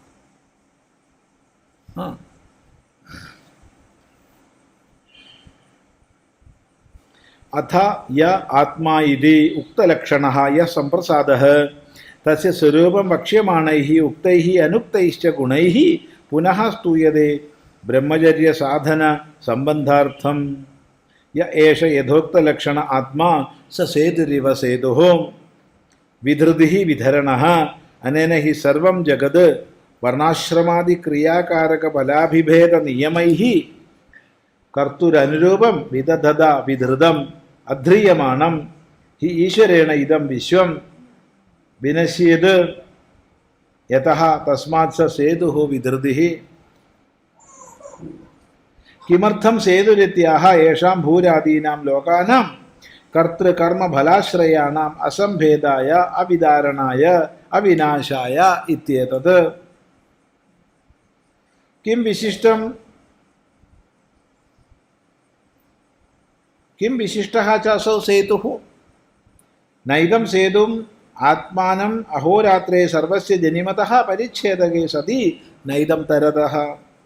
യഥാന്യേ സംസാരിണഃ കാലേന അഹോരാത്രാദിലക്ഷണേന പരിച്ഛേദ്യാഃ ന യഥായം തഥായം കാലപരിച്ഛേദ്യഃ ഇതി അഭിപ്രായഃ. യസ്മാത് അർവാക് സംവത്സരോഹോഭിപരിവർത്തതേ ഇതി ശ്രുത്യന്തരാത്. അതയേവ ഏനം ന ജരാ തരതി ന പ്രാപ്നോതി തഥാ ന മൃത്യുർന ശോകോ ന സുകൃതം ന ദുഷ്കൃതം സുകൃതദുഷ്കൃതേ ധർമാധർമ്മൗ. പ്രാപ്തിരത്ര തരണശബ്ദേന അഭിപ്രേതാഹാനാദിക്രമണം കാരണം ഹി ആത്മാ ന ശക്യം ഹി കാരണാതിക്രമണം കർത്തും കാര്യേണ അഹോരാത്രാദിച സർവം സതഃ കാര്യം അന്യേന ഹി അന്യസ്യ പ്രാപ്തി അതിക്രമണം വാ ക്രിയതേ നതു തേനൈവ തസ്യ നഹി ഘടേന മൃത് പ്രാപ്യതേ അതിക്രമ്യതേ വാ യദ്യപി പൂർവം യ ആത്മാ അപഹത പാപ്മാ ഇത്യാദിന പാപ്മാതിക്രമേണ പാപ്മാദി പ്രതിഷേധ ഉക്ത ഏവ തഥാപി അയം വിശേഷഃ ന തരതേതി പ്രാപ്തി വിഷയത്വം പ്രതിഷിധ്യതേ തത്ര അവിശേഷേണ ജരാദ്യ അഭാവമാത്രമുക്തം അഹോരാത്രാദ്യ ഉക്ത അനുക്താശ്ച അന്യേ സർവേ പാപ്മാനഃ ഉച്യന്തെ തേ അസ്മാത് ആത്മനഃ സേതോഃ അനിവർത്തന്തെ അപ്രാപ്യേവ ഇത്യർത്ഥഃ അപഹത പാപ്മാ ഹി ഏവ ഏഷ ബ്രഹ്മലോകഃ ബ്രഹ്മയേവ ലോകഃ ബ്രഹ്മലോക ഉക്തഃ. നോക്കൂ, പതുക്കെ പതുക്കെ പഠിക്കാം. അഥ യ ആത്മാ ഇതി ഉക്തലക്ഷണഃ യഹ സംപ്രസാദഃ തസ്യ സ്വരൂപം വക്ഷ്യമാണൈഃ ഉക്തൈഃ അനുക്തൈഃ ച ഗുണൈഃ പുനഃ സ്തൂയതേ ബ്രഹ്മചര്യ സാധന സംബന്ധാർത്ഥം. യ ഏഷ യഥോക്തലക്ഷണഃ ആത്മാ സ സേതുരിവ സേതുഃ വിധൃതിഃ വിധരണഃ അനേന ഹി സർവം ജഗത് വർണ്ണാശ്രമാദി ക്രിയാകാരക ഫലാദി ഭേദനിയമൈഃ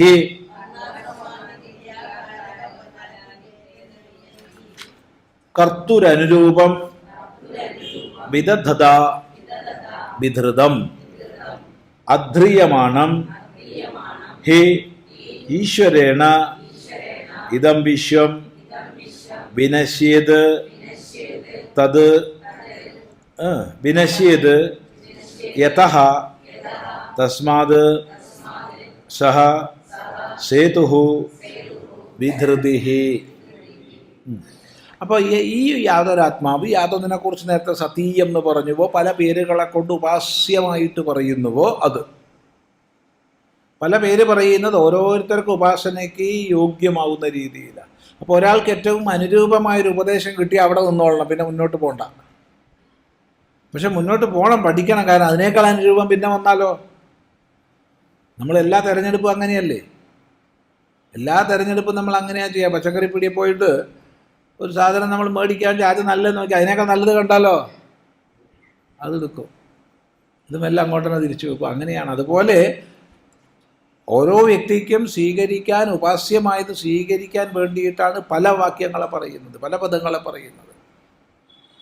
ഇപ്പോൾ സത്യമെന്ന് പറഞ്ഞതിന് ഇപ്പോൾ സേതു എന്ന് പറയുകയാണ്. ഈ പറയപ്പെട്ട ലക്ഷണത്തോടു കൂടിയ സംപ്രസാദൻ സമ്യക് പ്രസന്നമായ ആത്മഭാവം എവിടെയാ? സുഷുപ്തിയിൽ. ഈ സുഷുപ്തിയിൽ സമ്യക് പ്രസന്നമാകുന്ന തൻ്റെ ആത്മഭാവം, അവൻ്റെ സ്വരൂപം പറയപ്പെട്ടതും ഇനി പറയാൻ പോകുന്നതും പറഞ്ഞിട്ടില്ലാത്തതുമായ ഗുണങ്ങളെ കൊണ്ട് വീണ്ടും സ്തുതിക്കുകയാണ്. പറഞ്ഞതും പറഞ്ഞാൽ വീണ്ടും പറയും, പറയാത്തതും പറയും. അപ്പോൾ ഉക്തൈഹി അനുക്തൈഹി വക്ഷ്യമാണൈഹി, പറയപ്പെട്ടതും പറയപ്പെടാത്തതും ഇനി പറയപ്പെടാൻ പോകുന്നതുമായ, ഈ പറയപ്പെടാൻ പോകുന്നത് പറഞ്ഞതുമാവാം പറയാത്തതുമാവാം. മനസ്സിലായില്ല? അങ്ങനെയുള്ള പദങ്ങളെ കൊണ്ട് സ്തുതിക്കുകയാണ്. എന്തിനത്? ബ്രഹ്മചര്യ സാധന സംബന്ധാർത്ഥം. ഈ ബ്രഹ്മചര്യാദി സാധനയോട് ബന്ധിപ്പിച്ചുകൊണ്ട് ഈ തത്വത്തെ അനുസന്ധാനം ചെയ്യാൻ പ്രേരണ നൽകാൻ വേണ്ടിയിട്ട്. യേഷ യഥോക്ത ലക്ഷണാത്മാ സ സേതുരിവ സേതു. ഈ ആത്മാവ് സേതുവാണ്. സേതുവാണോ? സേതുവെ പോലെ ആയതുകൊണ്ട് സേതുവാണ്. ഇപ്പം ഇവിടെ ഒരു സേതു ഉണ്ട് പറയാം. ഇപ്പം നമ്മൾ ഇരിക്കുന്ന ഈ മുറിയിൽ 1, 2, 3, 4, 5, 6 സേതു ഉണ്ട് ഇല്ലേ? ഉണ്ട്. ഈ ചുമരിനെയും ചേർത്ത് പിടിച്ച് വെച്ചിരിക്കുകയാണ് അസംഭേദായ. ആ സേതു പിടിച്ചു വെച്ചില്ലായിരുന്നെങ്കിൽ 2 ചുമരും സംഭേദം വന്നു പോകും. ഇതുപോലെ ഭൂമിയുടെ സേതുവാണ് മലകളൊക്കെ, എല്ലാ മലകളും. അത് നമ്മൾ അടിച്ചു പൊട്ടിച്ചാൽ ഇത് വളർന്നു പോകും, അത്രയേ ഉള്ളൂ. അത് വളരുമ്പോൾ നമ്മൾ പറയും മലയിടിച്ചിൽ, മലയ്ക്കല്ല കുറ്റം, മലേൻ്റെ കുറ്റമല്ല അത്, മല പോയിട്ടാണ് മലയിടിച്ചിൽ വരുന്നത്. അല്ലെങ്കിൽ ഉരുൾപൊട്ടൽ എന്നൊക്കെ പറയും. അപ്പം അസംഭേദായ, ഇത് രണ്ടിൻ്റെയും സംഭേദം വരാതിരിക്കത്തക്ക രീതിയിൽ സേതു നിലകൊള്ളുകയാണ്. ഇത് ശരിക്കൊരു സേതുവാണല്ലേ. അത് കഴിഞ്ഞ് മുകളിൽ വാർത്തോണ്ടല്ലേ പിന്നെ സേതുവാന്ന് മനസ്സിലാവാത്തത്. അപ്പോൾ ഒറ്റ കോൺക്രീറ്റ് ആയിട്ട് നമുക്ക് തോന്നുകയാണ്. ഇത് മാത്രം എടുത്ത ഒരു സേതുവാണ്, അങ്ങനെ മനസ്സിലാക്കണം. എന്താ സേതു മനസ്സിലായില്ല. വിധൃതി, വിശേഷണം ധരിച്ചു വെക്കണതാണ്. വിധരണ, വിശേഷണം ധരിച്ചു വെക്കുന്നതാണ് സേതു. ഈ ഇതിനെക്കൊണ്ടാണ് സമ്പൂർണമായ ജഗത്തും ധരിക്കപ്പെടുന്നത്. വർണ്ണാശ്രമാദിക്രിയാകാരക ഫലഭേദാദി നിയമൈ, വർണ്ണനിയമം, ആശ്രമനിയമം, ക്രിയാനിയമം, കാരകനിയമം, ഫലനിയമം, ഇതൊക്കെയായി ജഗത്ത്. വർണ്ണം, ബ്രാഹ്മണ ക്ഷത്രിയ വൈശ്യ ശൂദ്ര വിഭാഗം. ഹിന്ദുവിലാണോ? എന്താ അഭിപ്രായം? ഹിന്ദുക്കളിലാണോ ഈ 4? അല്ല, ലോകത്തിലുള്ള സമസ്ത മനുഷ്യരിലും, ക്രിസ്ത്യാനി ആയാലും കൊള്ളാം, മുസ്ലിം ആയാലും കൊള്ളാം, മതം ഇല്ലാത്തവനായാലും കൊള്ളാം, അമേരിക്കക്കാരനായാലും കൊള്ളാം, ആഫ്രിക്കക്കാരനായാലും കൊള്ളാം, അവരിലൊക്കെ ബ്രാഹ്മണരും ക്ഷത്രിയരും വൈശ്യരും ശൂദ്രരും ഉണ്ട്. നമുക്ക് തിരിച്ചറിയണില്ല. അപ്പം എന്താ ചെയ്യാൻ പറ്റുക? തിരിച്ചറിയുന്നവർക്ക് തിരിച്ചറിയും, ഇത്രയേ ഉള്ളൂ. അത് ഗുണഭേദമനുസരിച്ചാണ് വർണ്ണം. ഗുണകർമ്മ വിഭാഗശഃ, ഗുണവിഭാഗവും കർമ്മവിഭാഗവും അനുസരിച്ചാണ്. അത് ലോകം മുഴുവൻ ധരിച്ചു വെച്ചിരിക്കുന്നു. ബ്രാഹ്മണാദി വർണ്ണം. അതുപോലെ ആശ്രമം, അവസ്ഥയ്ക്കനുസരിച്ച്. ആദ്യം വിദ്യാർത്ഥിയുടെ കാലം, പിന്നെ ഗൃഹസ്ഥനായിട്ട് ഉചിതമായ കർമ്മങ്ങളെ ചെയ്യുന്നു, പിന്നെ അതിൽ നിന്നൊക്കെ ഒന്ന് പിന്തിരിയുന്നു, പിന്നെ എല്ലാത്തിൽ നിന്നും ഒട്ടലില്ലാതെ ജീവിച്ച് മുക്തനാവുന്നു. അങ്ങനെയുള്ള ആശ്രമക്രമം. പിന്നെ ഇന്ന ലക്ഷ്യത്തിന് ഇന്ന ക്രിയ ചെയ്യണം, ഇന്നത് നേടാൻ ഇന്ന ക്രിയ ചെയ്യണം, ഇല്ലേ? ഇവിടുന്ന് അവിടെ എത്തണം വെച്ചാൽ യാത്ര ചെയ്യണം. അങ്ങനെ ഓരോന്നിനും ക്രിയ ഉണ്ട്, വ്യത്യസ്തങ്ങളായ ക്രിയകൾ. അതത് ഫലത്തെ പ്രാപിക്കാൻ അതത് ക്രിയ ചെയ്യണ്ടേ? വേണ്ടേ? വേണം, അതത് ഫലത്തെ പ്രാപിക്കാൻ.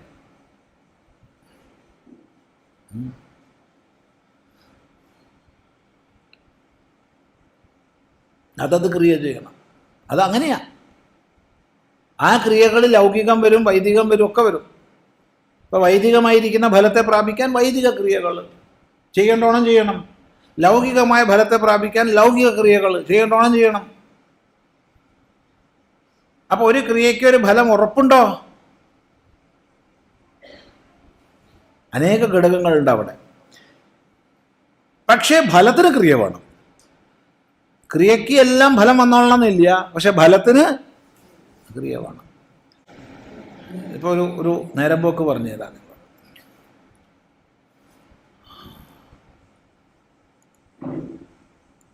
ഇവിടെ ഒരു ആള് വിളിച്ചു ചോദിച്ചു, സ്വാമി കുബേരയാഗം നടക്കുകയാണ്. പാലക്കാട് ജില്ലയിൽ ഗംഭീരമായ കുബേരയാഗം. ഈ യാഗം എന്താണ്? അത് വൈദികമാണോ? അതുള്ളതാണോ? ഇല്ലാത്തതാണോ? അത് വേണ്ടതാണോ? വേണ്ടാത്തതാണോ? എനിക്കൊന്നും അറിയില്ല, അറിയാത്തതാണ്. പക്ഷെ അതിരാത്രം സോമയാഗം തുടങ്ങിയ വൈദിക, അശ്വമേധം തുടങ്ങിയ വൈദിക യാഗങ്ങളെപ്പോലുള്ളതാണെന്ന് തോന്നുന്നില്ല. സ്മാർത്ഥമായിട്ടുണ്ടോയെന്ന് എനിക്കറിയില്ല. ശ്രൗതമായിട്ട് ഞാൻ കേട്ടിട്ടില്ല.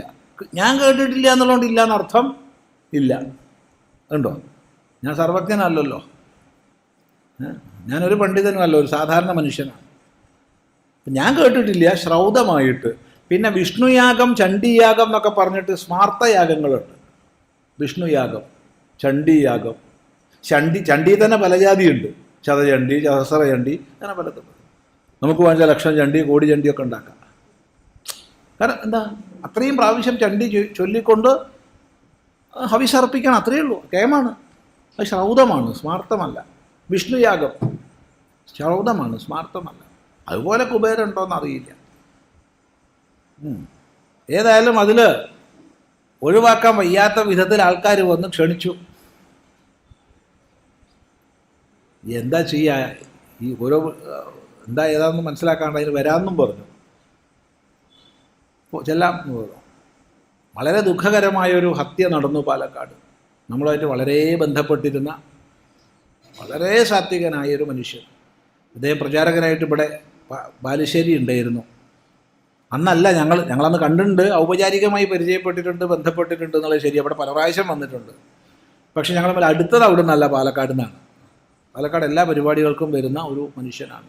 നല്ലൊരു മനുഷ്യൻ, ഒരാൾക്കൊരു ദ്രോഹം ചെയ്യാത്ത ആളാണ്. ഒരു പ്രത്യേകതരം ചിരി കൂട്ടിക്കൊണ്ടാണ് എപ്പോഴും ചിരിക്കുക.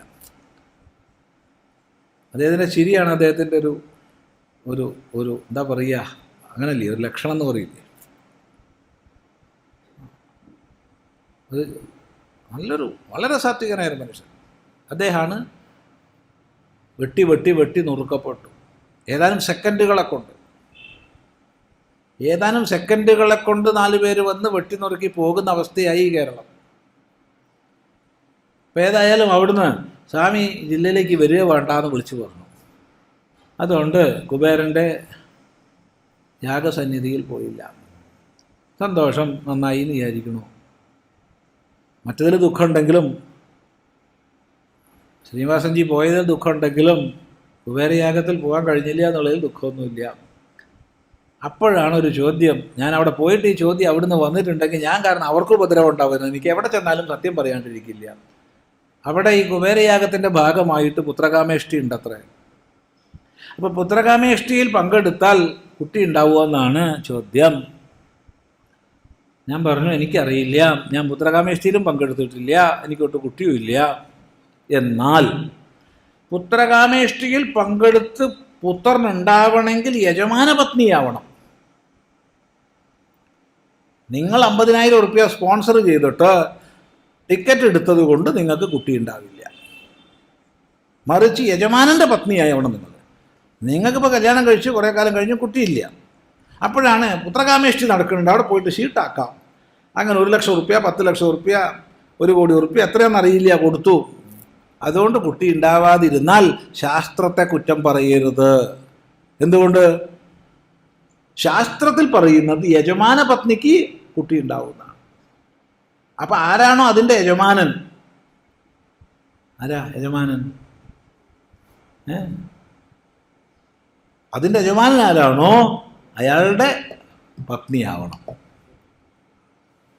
എന്നിട്ട് വേണം കുട്ടി ഉണ്ടാവുമോ ഇല്ലയോ എന്ന് പരിശോധിക്കുക. എന്നിട്ടും ഉണ്ടായിട്ടില്ലെങ്കിൽ നമുക്ക് യാഗത്തെ കുറ്റം പറയാം. അയ്യല്ലോ സ്വാമി, അപ്പരിപാടി വേണ്ട, എന്നാ പിന്നെ പോണ്ട. ഇത് ഞാൻ അവിടെ ഇരുന്ന ചോദ്യത്തിന് ഉത്തരം പറഞ്ഞ അവിടെ തല്ലാവും. സ്വാമി ഒന്ന് ഞങ്ങൾക്ക് ഉപദ്രവം ഉണ്ടാക്കിയെന്ന് വരും. നല്ല കാര്യത്തിന് അതൊന്നും വേണ്ടി വന്നില്ല.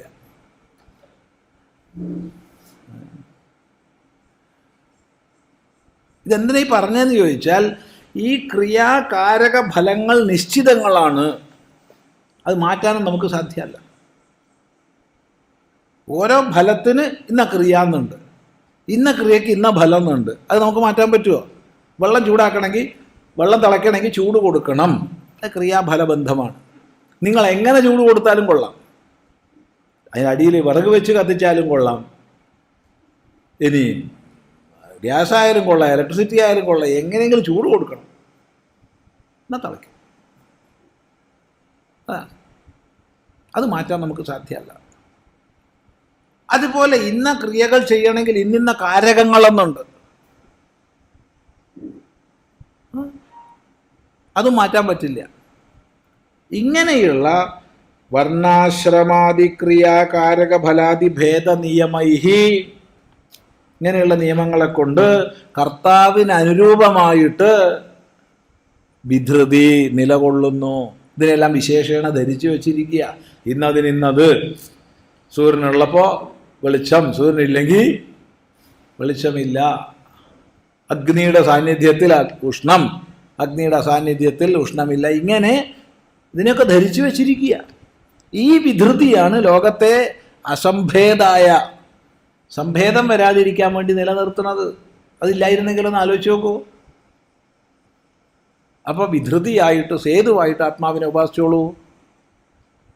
അതൊരു ഉപാസ, അത്രയേ ഉള്ളൂ. ഇതെല്ലാം ഈ വിശ്വം മുഴുവൻ ഇങ്ങനെ അല്ലായിരുന്നെങ്കിൽ നശിച്ചു പോകുമായിരുന്നു. അതുകൊണ്ട് നശിക്കാതെ ഇതിനെയെല്ലാം വിതൃതി നിലനിർത്തുന്നു, വ്യവസ്ഥിതമാക്കി വയ്ക്കുന്നു.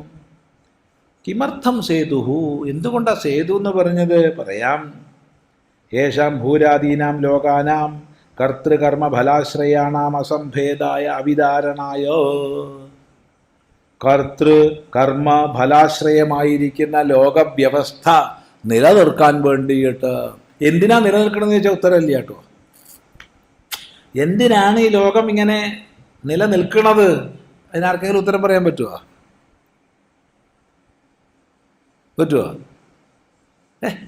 വിധൃതി ഇതിനെയൊക്കെ നിലനിർത്തണമെന്ന് പറഞ്ഞു. അത് എന്തിനാന്ന് വെച്ചാൽ ഉത്തരമില്ല. അത് എങ്ങനെ പൂർവ്വകൽപ്പത്തിലുണ്ടോ അതുപോലെ ഈ കൽപ്പത്തിലുണ്ട്. ഇക്കൽപ്പത്തിൽ എങ്ങനെ ഉണ്ടോ അങ്ങനെ അടുത്ത കൽപ്പത്തിൽ ഉണ്ടാവും എന്ന് പറയാനേ പറ്റൂ. ഇന്നലത്തെ പോലെയൊക്കെ തന്നെ ഇന്നും, ഇല്ലേ? ഇത്രയേ ഉള്ളൂ.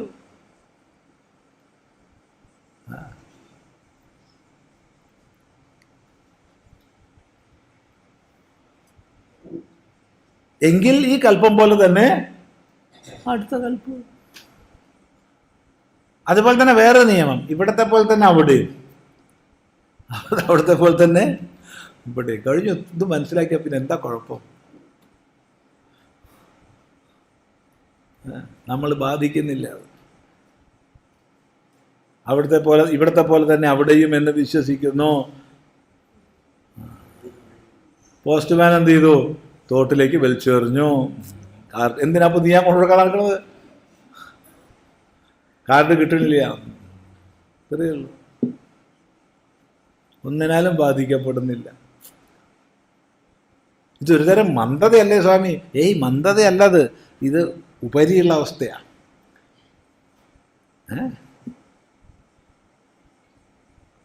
രണ്ടുപേര് തമ്മിൽ തല്ലുകൂടാണ്. അപ്പോൾ വട്ടത്തിൽ കൂടി ആൾക്കാർ ഓടിക്കൂടുന്നു. ഓടിക്കൂടി ഓരോരുത്തരും തല്ലുകയാണ്. എന്തിനാ തല്ലണമെന്ന് അറിയില്ല. അതിലും കൂടി കൊടുക്കുക. എന്നാൽ എല്ലാവരും അങ്ങനെ പോയി ചെയ്യുക? ഇല്ലല്ലോ. അതിനുപരി നിൽക്കുന്ന ആള് ഇതെല്ലാം കണ്ട് ആസ്വദിക്കുകയാണ്. മറ്റവൻ വെറുതെ ഒരു കുത്തു കൊടുക്കും ഉള്ളിൽ കൂടെ പോയിട്ട്. അവരുടെ കയ്യും ഏരിയ പോകണമെന്ന് തന്നെ കാണില്ല. ഇപ്പോഴത്തെ സ്വഭാവം അതല്ല. ശരിയല്ല പറഞ്ഞ്? അതെ.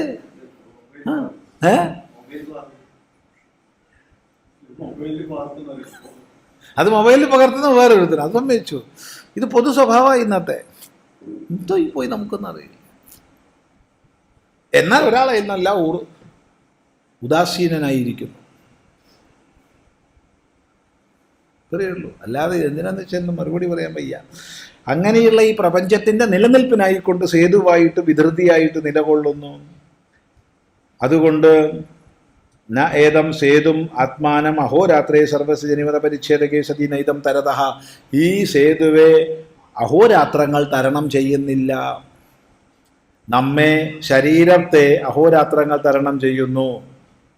അപ്പോൾ നമ്മൾ ഇപ്പോൾ 25 മാസങ്ങളായി ഒത്തുകൂടിയിട്ട് എന്ന് പറഞ്ഞാൽ നമ്മുടെ എല്ലാവരുടെയും മരണം 25 മാസം ഇങ്ങോട്ടായിട്ടുണ്ട്. ഇല്ലേ? ഇല്ല? ഉണ്ടല്ലോ. ഇത് എല്ലാവർക്കും ഇഷ്ടമുള്ള വിഷയമല്ല. പക്ഷെ സത്യമാണ്. നമ്മളെല്ലാവരും കണ്ടിട്ട് ഇപ്പോൾ 25 മാസമായി എന്ന് പറഞ്ഞാൽ നമ്മുടെ എല്ലാവരുടെയും മരണം 25 മാസം ഇപ്പുറത്തേക്കായിട്ടുണ്ട്. എന്നാ മരിക്കാന്നറിയില്ല. നമ്മുടെ എല്ലാവരുടെയും ജരാപ്രാപ്തി 25 മാസം ഇപ്പുറത്തേക്കായിട്ടുണ്ട്. ചിലർക്ക് മരണം ആലോചിച്ചാലും വലിയ കുഴപ്പമില്ല, ജര ആലോചിക്കാൻ വയ്യ. ജരയൊക്കെ വന്നിട്ട് ഇങ്ങനെ ഇപ്പോൾ പറയല്ലേ, ജര വന്നാൽ ഒരു കുഴപ്പമില്ല. ഇതാ സത്യം. എന്നാൽ ഈ സേതുവെ അഹോരാത്രങ്ങൾ സ്പർശിക്കുന്നില്ല. അഹോരാത്രങ്ങളില്ലാതെ പിന്നെ മാസങ്ങളുണ്ടോ, കൊല്ലങ്ങളുണ്ടോ?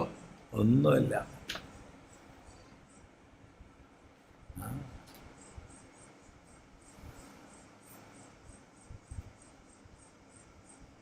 ആലോചിച്ച് നോക്കൂ.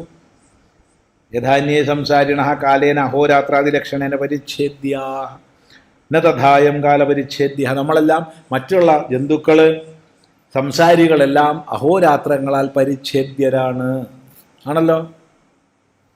ആണ്. കഴിഞ്ഞ ദിവസം ഒരു രസമുണ്ടായി, നേരം പോക്കുണ്ടായി. കഴിഞ്ഞ ഒരു 2 വർഷവും ഒരു മാസവും കഴിഞ്ഞിട്ടാണ് ഒരു ക്ലാസ്സിന് പോണത്. അപ്പോൾ ഒരാൾ പറഞ്ഞു, ഓ സ്വാമിക്ക് വല്ലാതെ നരച്ചു പോയല്ലോ, ഓ 2 കൊല്ലം കണ്ടങ്ങ് വല്ലാതെ നരക്കിയല്ലേ. ആ വല്ലാതെ നരച്ചു, സന്തോഷം, ഇത്രയേ ഉള്ളൂ. 2 കൊല്ലം കൊണ്ട് അയാൾ ദിവസം കാണുന്നുണ്ട്, ചിലയൊക്കെ മാറ്റം അറിയില്ല, കുറച്ചാവുമ്പോൾ. പക്ഷെ 2 കൊല്ലം കഴിഞ്ഞിട്ട് പെട്ടെന്ന് കാണുമ്പോൾ വലിയ മാറ്റം വന്നു പോയിട്ടോ. അപ്പോഴത്തേക്ക് വേറൊരാൾ, സ്വാമിയുടെ ഗ്ലാമർ കൂടിയിരിക്കുക കേട്ടോ, നമ്മൾ നല്ല ശാപ്പാടടിച്ചതാണ്, 2 കൊല്ലം സുഖമായി ശാപ്പാടടിച്ച് കൂടിയതാണ്, ആശ്രമത്തിൽ ഒരു പണിയെടുക്കാണ്ടിരുന്നതാണ്. എന്താ ചെയ്യതിനൊക്കെ? കാരണം എല്ലാം അഹോരാത്രങ്ങളാൽ പരിച്ഛേദ്യമാണ്. ഇത് മനസ്സിലാക്കുക. അപ്പോൾ മാറ്റങ്ങൾ വരും, ജര വരും, കാറ്റ് പോവും, അങ്ങനെ പോവും, അറിയുള്ളൂ. അഹോരാത്രങ്ങൾ പരിച്ഛേദ്യമല്ല സ്വരൂപം. വിധൃതി സേതു അഹോരാത്രങ്ങളാൽ പരിച്ഛേദ്യമല്ല. യസ്മാത് അർവാക് സംവത്സരോ അഹോഭി പരിവർത്തതേ. ദിവസങ്ങളെ കൊണ്ട് സംവത്സരം പരിവർത്തനമാകുന്നു. ദിവസങ്ങളെ കൊണ്ടാണ് ഇത് കറങ്ങണത്. 360 ആരങ്ങളുള്ള ഒരു ചക്രം. ഈ ചക്രം ഒരു പ്രാവശ്യം കറങ്ങുമ്പോൾ എന്തായി? 1 കൊല്ലായി. ഇത് നിൽക്കുന്നുണ്ടോ? ഇതിങ്ങനെ കറങ്ങുക തന്നെയാ.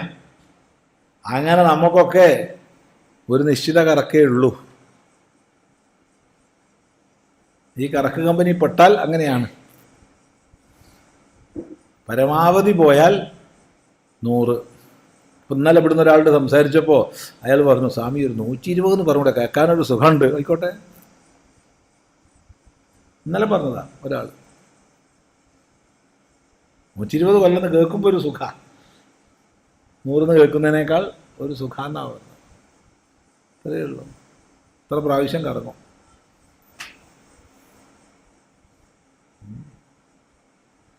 നൂറും 120 ഒന്നെന്ന് മനസ്സിലാക്കിയ പ്രശ്നമല്ല.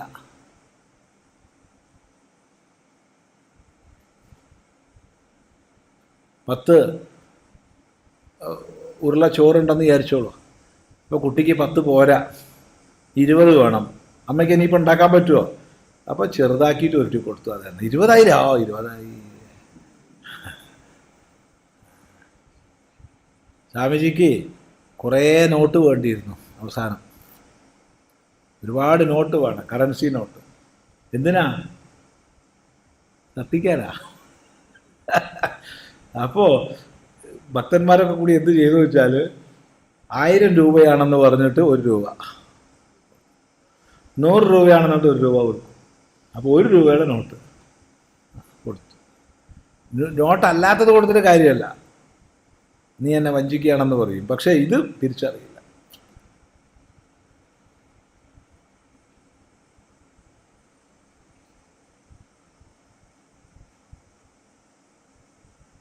തമാശ പറയാന്ന് വിചാരിക്കല്ലോ.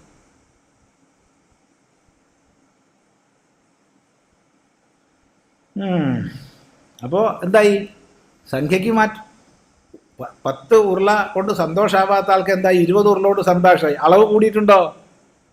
അളവ് അത് തന്നെയാണ്. അതാണ് 100 = 120. ഒരു മാസം 27 ദിവസം. ഒരു മാസം സമം 27 ദിവസം. സ്ത്രീകളിൽ ആർത്തവം വരുന്ന കാലം കൂട്ടിയാൽ മതി. ശരീരവുമായി ബന്ധപ്പെട്ട് ആർത്തവത്തിന് പ്രാധാന്യമുണ്ട് 27 ദിവസത്തിന്. നക്ഷത്രമാസം. അപ്പം നക്ഷത്രമാസത്തിൽ കൂട്ടിയിട്ട് 100 ഒന്ന് ശരിയാക്കി എടുത്തു വെക്കും, ഒരു കടലാസിൽ ചെയ്തു വെക്കും. അപ്പോൾ 365 ഒരു കൊല്ലമെങ്കിൽ ഹരിക്കണം 27 എടുക്കുക. എന്നിട്ട് അതിനെ 100 കൊണ്ട് ഗുണിക്കുക. അപ്പോൾ കിട്ടിക്കോളും. സന്തോഷം, സുഖം. എത്ര ഉരുള ഉണ്ടോ? 20 ഉരുള. ഇടേ 10 തന്നെയാണത്. എന്നാലും 100 = 120. കാലപരിച്ഛേദ്യമാണ്. അതുകൊണ്ട് ജര ബാധിക്കില്ല ഈ സേതുവെ. അതുകൊണ്ട് മൃത്യുവില്ല. അതുകൊണ്ട് ശോകമില്ല, സുകൃതമില്ല, ദുഷ്കൃതവുമില്ല. ഇതെല്ലാം ദ്വന്ദ്വാത്മകമായ വസ്തുക്കൾക്ക് മാത്രമുള്ളതാണ്. ധർമാധർമ്മങ്ങളെ കൊണ്ട് സുഹൃത ദുഷ്കൃതങ്ങൾ പറയപ്പെടുന്നു. ഇതൊന്നുമില്ല. അഹോരാത്രാദി സർവവും കാര്യമാകുന്നു. കാരണം കാര്യത്തെ അതിക്രമിക്കുന്നില്ല. അന്യേന ഹി അന്യസ്യ പ്രാപ്തി ഹി അതിക്രമണം വാ ക്രിയതേ. അന്യമായ വസ്തു അന്യമായതിനെ അതിക്രമിക്കും. റോഡിനെ നമ്മൾ അതിക്രമിക്കും. റോഡിനെ റോഡ് അതിക്രമിക്കുക ഇല്ല. കലം മൺപാത്രം മണ്ണിനെ അതിക്രമിക്കുക ഇല്ല. അഗ്നി അതിക്രമിക്കുകയോ ഇല്ല. അന്യമായത് അന്യമായതിനെ അതിക്രമിക്കും. അതുപോലെ ഇവിടെ ഒരിക്കലും അതിക്രമിക്കുന്നില്ല ജരാമൃത്യുക്കൾ. അന്യേന ഹി അന്യസ്യ പ്രാപ്തി അതിക്രമണം വാ ക്രിയതേ നതു തേനൈവ തസ്യ നഹി ഘടേന മൃത് പ്രാപ്യതേ അതിക്രമ്യതേവ. ഘടത്താൽ മണ്ണ് പ്രാപിക്കപ്പെടുന്നുമില്ല, അതിക്രമിക്കപ്പെടുന്നുമില്ല. എന്തുകൊണ്ട്? ഘടം മണ്ണാണ്. അതുകൊണ്ട് യദ്യപി പൂർവം യ ആത്മാ അപഹത പാപ്മാ ഇത്യാദിന പാപ്മാദി പ്രതിഷേധ ഉക്തയേവ തഥാപി ഇഹായം വിശേഷു ന തരതീതി പ്രാപ്തി വിഷയത്വം പ്രതിഷിധ്യതേ. ജരാമൃത്യുക്കളെ പ്രാപിക്കുന്നില്ല എന്ന് പ്രതിഷേധിക്കുന്നു, ഉറപ്പിച്ച് പറയുകയാണ്. തത്ര അവിശേഷേണ ജരാദ്യ അഭാവമാത്രമുക്തം. അവിടെ ജരയില്ല മൃതിയില്ല എന്ന് പറഞ്ഞു, ഇവിടെ ജരയും മൃത്യുവും അതിക്രമിക്കുന്നില്ല എന്ന് വ്യക്തമായി പറയുന്നു. അഹോരാത്രാദ്യ ഉക്ത അനുക്താശ്ച അന്യേ സർവേ പാപ്മാനഃ ഉച്യന്തെ അതഃ അസ്മാദാത്മനഃ സേതോഹോ നിവർത്തന്തെ അപ്രാപ്യേവ ഇത്യർത്ഥഃ. ഈ സേതുവിൽ നിന്ന് എല്ലാ ഉക്തങ്ങളും അനുക്തങ്ങളുമായ അഹോരാത്രാദി ദ്വന്ദ്വങ്ങൾ, അവ പുണ്യം പാപം, സുഹൃതം ദുഷ്കൃതം, ജരാമൃത്യു, ഇങ്ങനെയുള്ള ഉക്തങ്ങളും അനുക്തങ്ങളുമായ ഒരു ദ്വന്ദ്വവും തന്നെ ഈ സേതുവെ ബാധിക്കുന്നില്ല. അതുകൊണ്ട് ഇത് അപഹത പാപ്മാവാണ്, സകല പാപങ്ങളെയും അതിക്രമിച്ച സ്വരൂപമാണ്. ഇതാണ് സേതു എന്നുള്ള അനുസന്ധാനം. ഇനി സേതു എന്നുള്ള അനുസന്ധാനത്തിൻ്റെ ഫലം പറയുകയാണ്.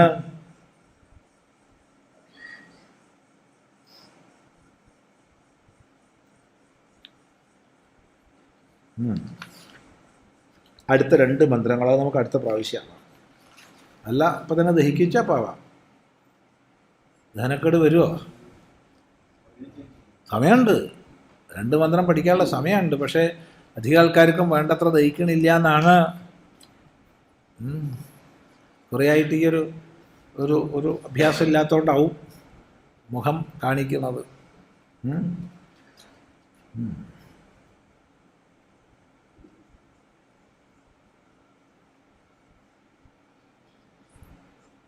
എന്തെങ്കിലും സംശയങ്ങളുണ്ടെങ്കിൽ ചോദിക്കുക, അറിയുന്നതാണെങ്കിൽ പറയും. അടുത്ത മന്ത്രം അടുത്ത പ്രാവശ്യമാവാം. എന്തെങ്കിലും സംശയം ഉണ്ടെങ്കിൽ ചോദിക്കാം, അറിയുന്നതാണെങ്കിൽ പറയും.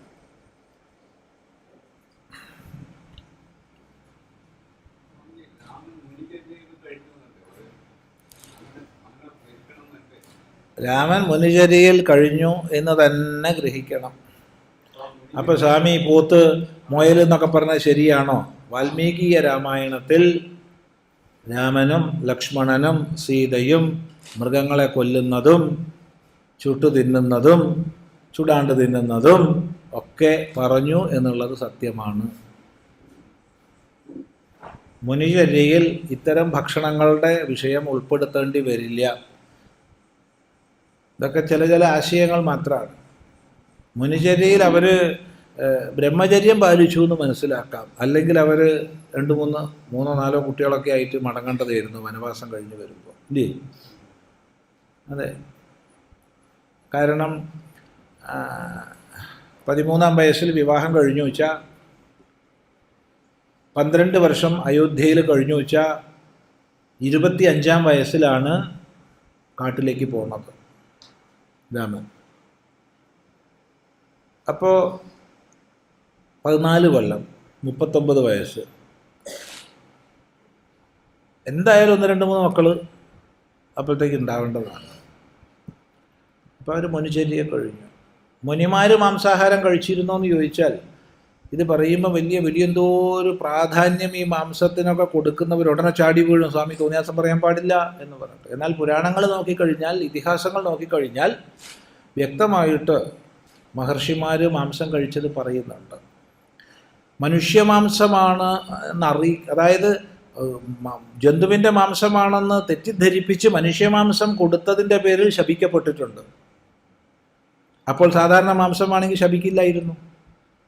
അപ്പോൾ ജന്തുവിൻ്റെ മാംസമാണെന്നുള്ള നിലയ്ക്ക് മനുഷ്യമാംസം കൊടുത്തോണ്ടാണ് ശപിച്ചത്.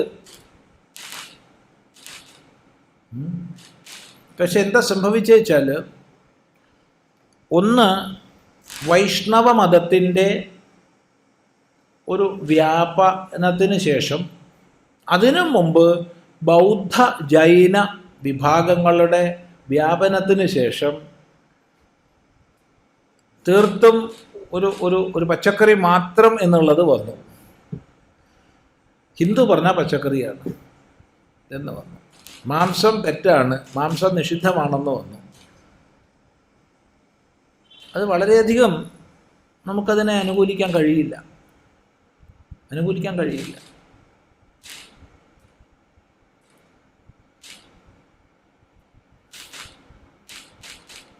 അല്ലെങ്കിൽ നമ്മൾ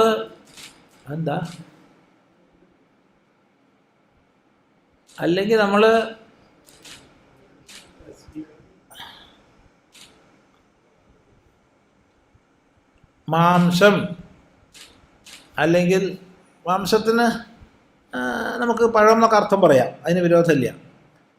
പക്ഷേ സ്പഷ്ട അർത്ഥത്തിൽ മാന് എന്നർത്ഥം വരുന്ന പദങ്ങൾക്കൊക്കെ വളച്ചൊടിച്ച് കഷ്ടപ്പെട്ട് വ്യാഖ്യാനിച്ച് ഇതെന്താ പച്ചക്കറിയാണ് എന്ന് വരുത്താൻ ഗീതാപ്രസൊക്കെ പണിപ്പെടുന്നത് പോലെ നമ്മളും പണിപ്പെടേണ്ടി വരും.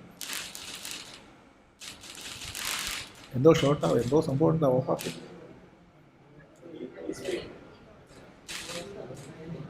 അതിലും ഇല്ലേ? അപ്പോൾ അതിലുണ്ട്, ഇതിൽ മാത്രമല്ല, എല്ലാത്തിലും ഉണ്ട്.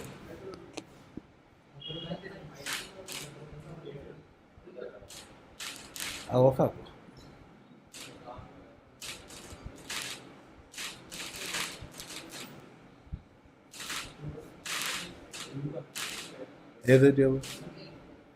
ഏത് ട്യൂബ്?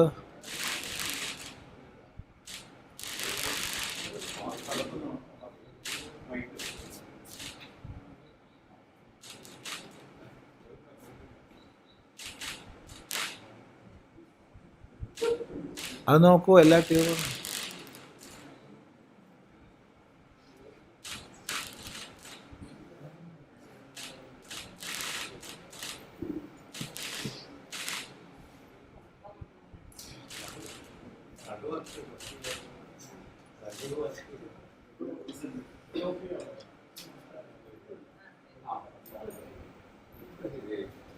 ആ ശരി.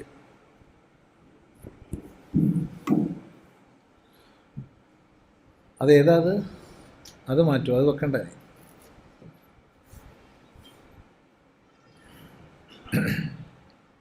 അപ്പം അതുകൊണ്ട് സ്പഷ്ടാക്ഷരങ്ങളിൽ ഒരു രചിക്കപ്പെട്ടത് കാണുമ്പോൾ അതിനർത്ഥം എടുക്കുന്നതാണ് ഉചിതം. ഈ ബൗദ്ധ ജൈന വൈഷ്ണവ അതിപ്രസരത്തിന് ശേഷം വന്ന വ്യാഖ്യാനങ്ങൾക്ക് വേണ്ടി നമ്മളെല്ലാം ഇതാക്കേണ്ട ആവശ്യമൊന്നുമില്ല. മുനിവൃത്തിയിൽ കഴിഞ്ഞു എന്നുള്ളതിൽ സംശയമൊന്നുമില്ല. സീത പോകുന്ന സമയത്ത് ഗംഗ തരണം ചെയ്യുമ്പോൾ ഇത്ര മാംസം കൊണ്ട് ഞാൻ നിന്നെ പൂജിച്ചോളാം എന്നൊക്കെ ദേവിക്ക് വാക്ക് കൊടുക്കുന്നുണ്ട്. ചെയ്തോന്ന് ചോദിച്ചാൽ ചെയ്തിട്ടില്ല, കാരണം അവർ പിന്നെ വിമാനത്തിലാണ് മടങ്ങി വന്നത്, അതുകൊണ്ട് ചെയ്തിട്ടില്ല. പിന്നെ എപ്പോഴെങ്കിലും സീത ചെയ്തോന്ന് രാമായണത്തിൽ പറഞ്ഞിട്ടുമില്ല. പിന്നെ വഴിപാടുകൾ പൊതുവെ അങ്ങനെയാണല്ലോ അല്ലേ? പല വഴിപാടും അങ്ങനെയാണ്.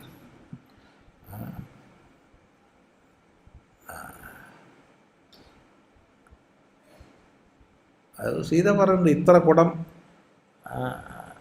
മദ്യവും ഇത്ര മൃഗമാംസവും എല്ലാം കൊണ്ട് ഞാൻ അമ്മയെ നിന്നെ പൂജിച്ചോളാം എന്ന് പറയുന്നുണ്ട് ഗംഗ തരണം ചെയ്യുമ്പോൾ. പിന്നെ പുതിയ പർണശാല ഉണ്ടാക്കിയപ്പോൾ ഇവർ ഒരു പോത്തിനെ, പിന്നെ കൃഷ്ണമാനിനെ, കലമാനിനെ ഒക്കെ കൊണ്ടുവന്നിട്ട് ചുട്ടിട്ട് ശരിപ്പെടുത്തുന്നുണ്ട്. പിന്നെ വല്ലാതെ വിശക്കണമെന്ന് രാമൻ പറഞ്ഞപ്പോൾ 2-3 എണ്ണത്തിനെ കൊണ്ടുവന്നിട്ടുണ്ട്. ഇതൊക്കെ എന്തിനാകെ 3 ആൾക്ക് എന്തിനാന്ന് തോന്നും നമുക്ക്. അതൊരു മുമ്പിൽ കിട്ടിയപ്പോൾ കുറച്ചില്ലാന്ന് വിചാരിക്കണം. പിന്നെ അതൊക്കെ ഉണക്കി സൂക്ഷിക്കണ പരിപാടിയും അക്കാലത്ത് ഉണ്ട്. പക്ഷെ ഇവർ ഉണക്കി സൂക്ഷിക്കാൻ അവർക്ക് പറ്റില്ല, കാരണം ഇവർ സഞ്ചാരികളാണ്. പിന്നെ ചിത്രകൂടത്തിലുള്ളപ്പോൾ ഉണക്കി സൂക്ഷിക്കാൻ, അത്രയേ ഉള്ളൂ. അത് ചിക്കി ഉണക്കി ഇരിക്കുമ്പോഴാണ് ജയന്തൻ്റെ വരവും മറ്റും ഉണ്ടായത് എന്നൊക്കെ പറയണമുണ്ട്. ഉള്ളത് ഉള്ള പോലെ അങ്ങ് എടുക്കാമല്ലോ. ഇത് ചിലർക്കൊരു നിർബന്ധമാണ്, ഇവർ മാംസാഹാരം കഴിച്ചിട്ടില്ല എന്ന് സമർത്ഥിക്കണം. അഥവാ മാംസം കഴിച്ചു പോയാൽ എന്തോ കുഴപ്പം വരും. എന്ത് കുഴപ്പം വരാൻ പോണ മാംസം കഴിച്ചാൽ? നമ്മളാരും കഴിക്കുന്നില്ല, അത് കഴിക്കുന്നവർ കഴിച്ചോട്ടെ. നമ്മൾ വിവേകാനന്ദ സ്വാമിയെ അദ്ദേഹം മാംസം കഴിച്ചു എന്നുള്ളതിൻ്റെ പേരിൽ, കഴിക്കുമായിരുന്നു എന്നുള്ളതിൻ്റെ പേരിൽ ബഹുമാനിക്കാണ്ടുണ്ടോ? ഉണ്ടോ? വിവേകാനന്ദ സ്വാമികൾ നിത്യം മത്സ്യം വേണം. മത്സ്യം ഇല്ലാച്ചാൽ സംഗതി വിശക. അത്യാവശ്യം മാംസം കിട്ടിയാൽ കഴിക്കേണ്ടതാണെന്നാണ് ഞാൻ വിശ്വസിക്കുന്നത്. ഏതായാലും മത്സ്യം നിർബന്ധമാണ്. ഇപ്പോഴും ശ്രീരാമകൃഷ്ണ മഠത്തിലെ അടുക്കളകൾ 2 വിഭാഗമായിട്ടുണ്ട്. കേരളത്തിലൊന്നുമില്ല, പക്ഷെ ബംഗാളിലുണ്ട്, വെജിറ്റേറിയനും നോൺ വെജിറ്റേറിയനും. അതുകൊണ്ട് അവരുടെ സന്യാസിത്വത്തിന് വല്ല കുറവുണ്ടോ? ഉണ്ടോ? എന്താ അഭിപ്രായം? അപ്പം ഇതൊന്നും അല്ല പ്രധാനം, അതിനപ്പുറത്ത് പ്രധാനപ്പെട്ടതുണ്ടെന്ന് മനസ്സിലാക്കുക. ഇത് പ്രധാനമാണ് സ്വാമി, നിങ്ങൾ പാലിച്ചോളൂ, ഞാനും പാലിക്കുന്നു, പക്ഷെ അവർ ചെയ്തോട്ടെ, നമുക്കെന്ത് വേണം? രാമൻ ക്ഷത്രിയനായിരുന്നുവല്ലോ, ക്ഷത്രിയർക്ക് ഇതൊക്കെ വിഹിതമാണല്ലോ.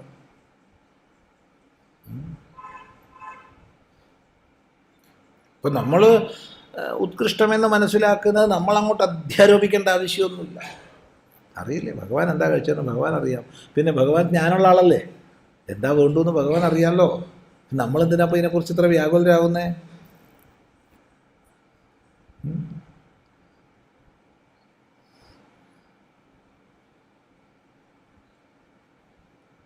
അതേ ആ വിഷയത്തിൽ പറയാനുള്ളൂ. മറ്റെന്തെങ്കിലും ഉണ്ടെങ്കിലാവാം.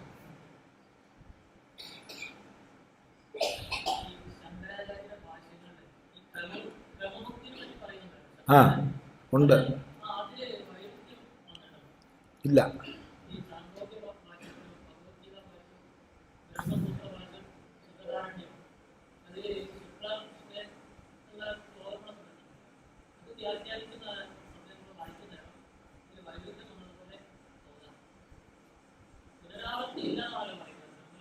അതെ.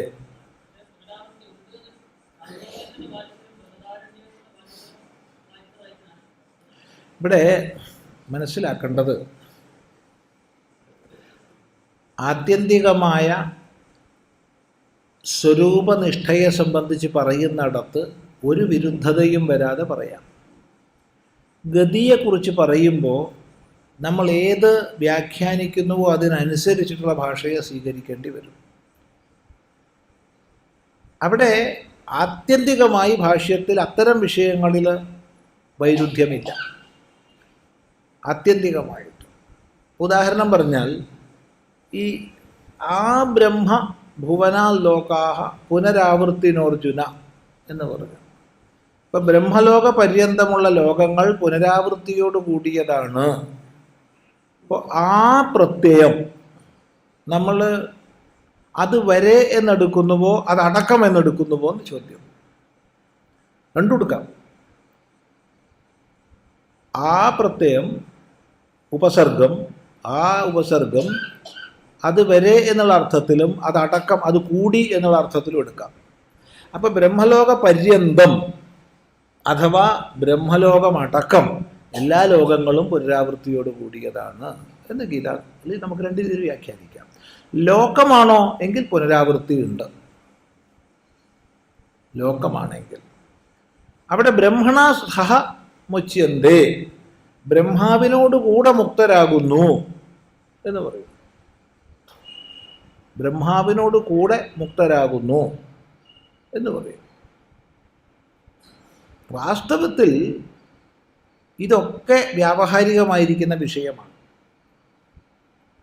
എന്തുകൊണ്ടെന്നാൽ പാരമാർത്ഥികമായ മുക്തി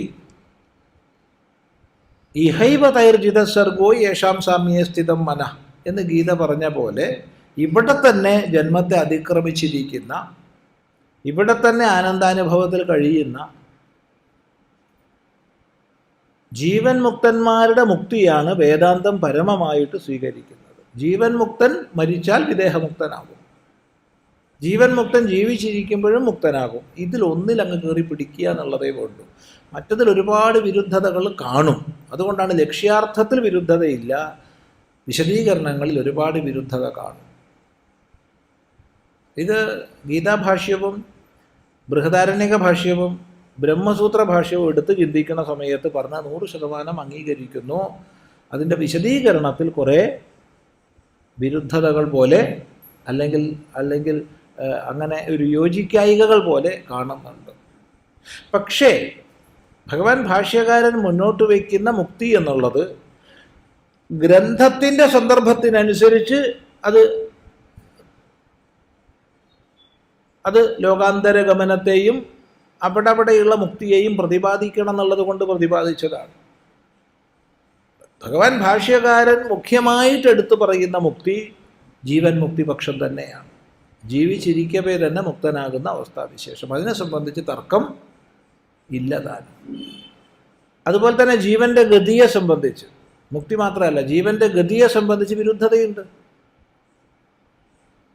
എങ്ങനെയാണ് ജീവൻ പുനഃ ശരീരത്തെ സ്വീകരിക്കുന്നത് എന്നുള്ള വിഷയത്തിൽ വിരുദ്ധതയുണ്ട്. അവിടെ ഇപ്പോൾ ബൃഹദാരണ്യകത്തിലോ അല്ലെങ്കിൽ ബ്രഹ്മസൂത്രത്തിലോ പറയുന്ന വർണ്ണനകൾക്ക് വിരുദ്ധതയുണ്ട്, ശ്രുതിക്ക് വിരുദ്ധതയുണ്ട്. ശ്രുതിയിൽ ലോകഗമനത്തിൽ പല ലോകങ്ങൾ വഴി ചന്ദ്രലോകത്തിലെത്തുകയും ചന്ദ്രലോകത്തുനിന്ന് ചന്ദ്രികയിലൂടെ താഴെ വന്ന് ഔഷധികളിലൂടെ രേതസ്സിലൂടെ പുരുഷനിലൂടെ സ്ത്രീയിലൂടെ ജന്മത്തെ പ്രാപിക്കുന്നു എന്ന് പറയും. അപ്പം അത് പഠിക്കുന്ന സമയത്ത് അത് പൂർണ്ണമായി നമുക്ക് അനുമോദിക്കാൻ കഴിയില്ല. കാരണം അതൊരു വസ്തുവെക്കുറിച്ച് അങ്ങനെ പറയാൻ പറ്റും. അപ്പം വേറെ പ്രകൃതത്തിൽ പറയും അട്ട മുൻപിൽ പിടിച്ചിട്ട് പിന്നെ വിടുന്നത് പോലെ ഒരു ശരീരത്തെ പിടിച്ചിട്ടാണ് മറ്റൊരു ശരീരത്തെ വിടുന്നത് എന്ന് പറയും. രണ്ടും തമ്മിൽ വളരെ വിരുദ്ധതയുണ്ട്. അപ്പം ഇത്രയും നമുക്ക് പറയാൻ പറ്റുള്ളൂ. ഗതിയെ സംബന്ധിച്ചൊക്കെ തന്നെ വിരുദ്ധതകൾ ഉണ്ടാകും. ആര് പറഞ്ഞാലും ഉണ്ടാവും. കാരണം അത് വ്യാവഹാരികമായ ഗതിയെ സംബന്ധിച്ചുള്ളതാണ്. അതൊക്കെ ആചാര്യന്മാർ ചില ആശയങ്ങളെ മുന്നോട്ട് വയ്ക്കുകയാണെന്നേ പറഞ്ഞുകൂടൂ.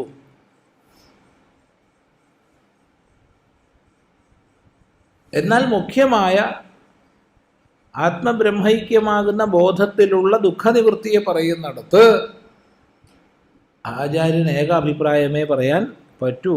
ഏത് ഉപനിഷത്തിനാണിച്ചാലും ഏകാഭിപ്രായമാണ് എന്നേ പറയാൻ പറ്റൂ. ഇതാണ് സത്യസന്ധമായി പറഞ്ഞാൽ. ഇനി അത്തരം വിരുദ്ധങ്ങളെന്ന് തോന്നുന്ന വർണ്ണനകളുടെ ലക്ഷ്യം നോക്കിക്കഴിഞ്ഞാൽ ആ വിരുദ്ധതയെ നമുക്ക് ഇല്ലാതാക്കാം. ലക്ഷ്യം നോക്കിക്കഴിഞ്ഞാൽ വാച്യാർത്ഥത്തിൽ വിരുദ്ധതയുണ്ട്.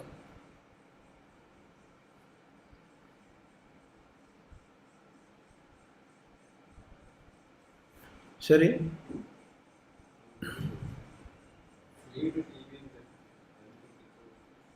പറയാം.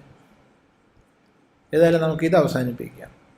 ഓം ആപ്യായന്തു മമാംഗാനി വാക്പ്രാണശ്ചക്ഷുഃ ശ്രോത്രമഥോ ബലമിന്ദ്രിയാണി ച സർവാണി സർവം ബ്രഹ്മോപനിഷദം മാഹം ബ്രഹ്മ നിരാകുര്യാം മാ ബ്രഹ്മ നിരാകരോത നിരാകരണമസ്ത്വനിരാകരണം മേസ്തു തദാത്മനി നിരതേയ ഉപനിഷത്സു ധർമാഃ തേ മയി സന്തോ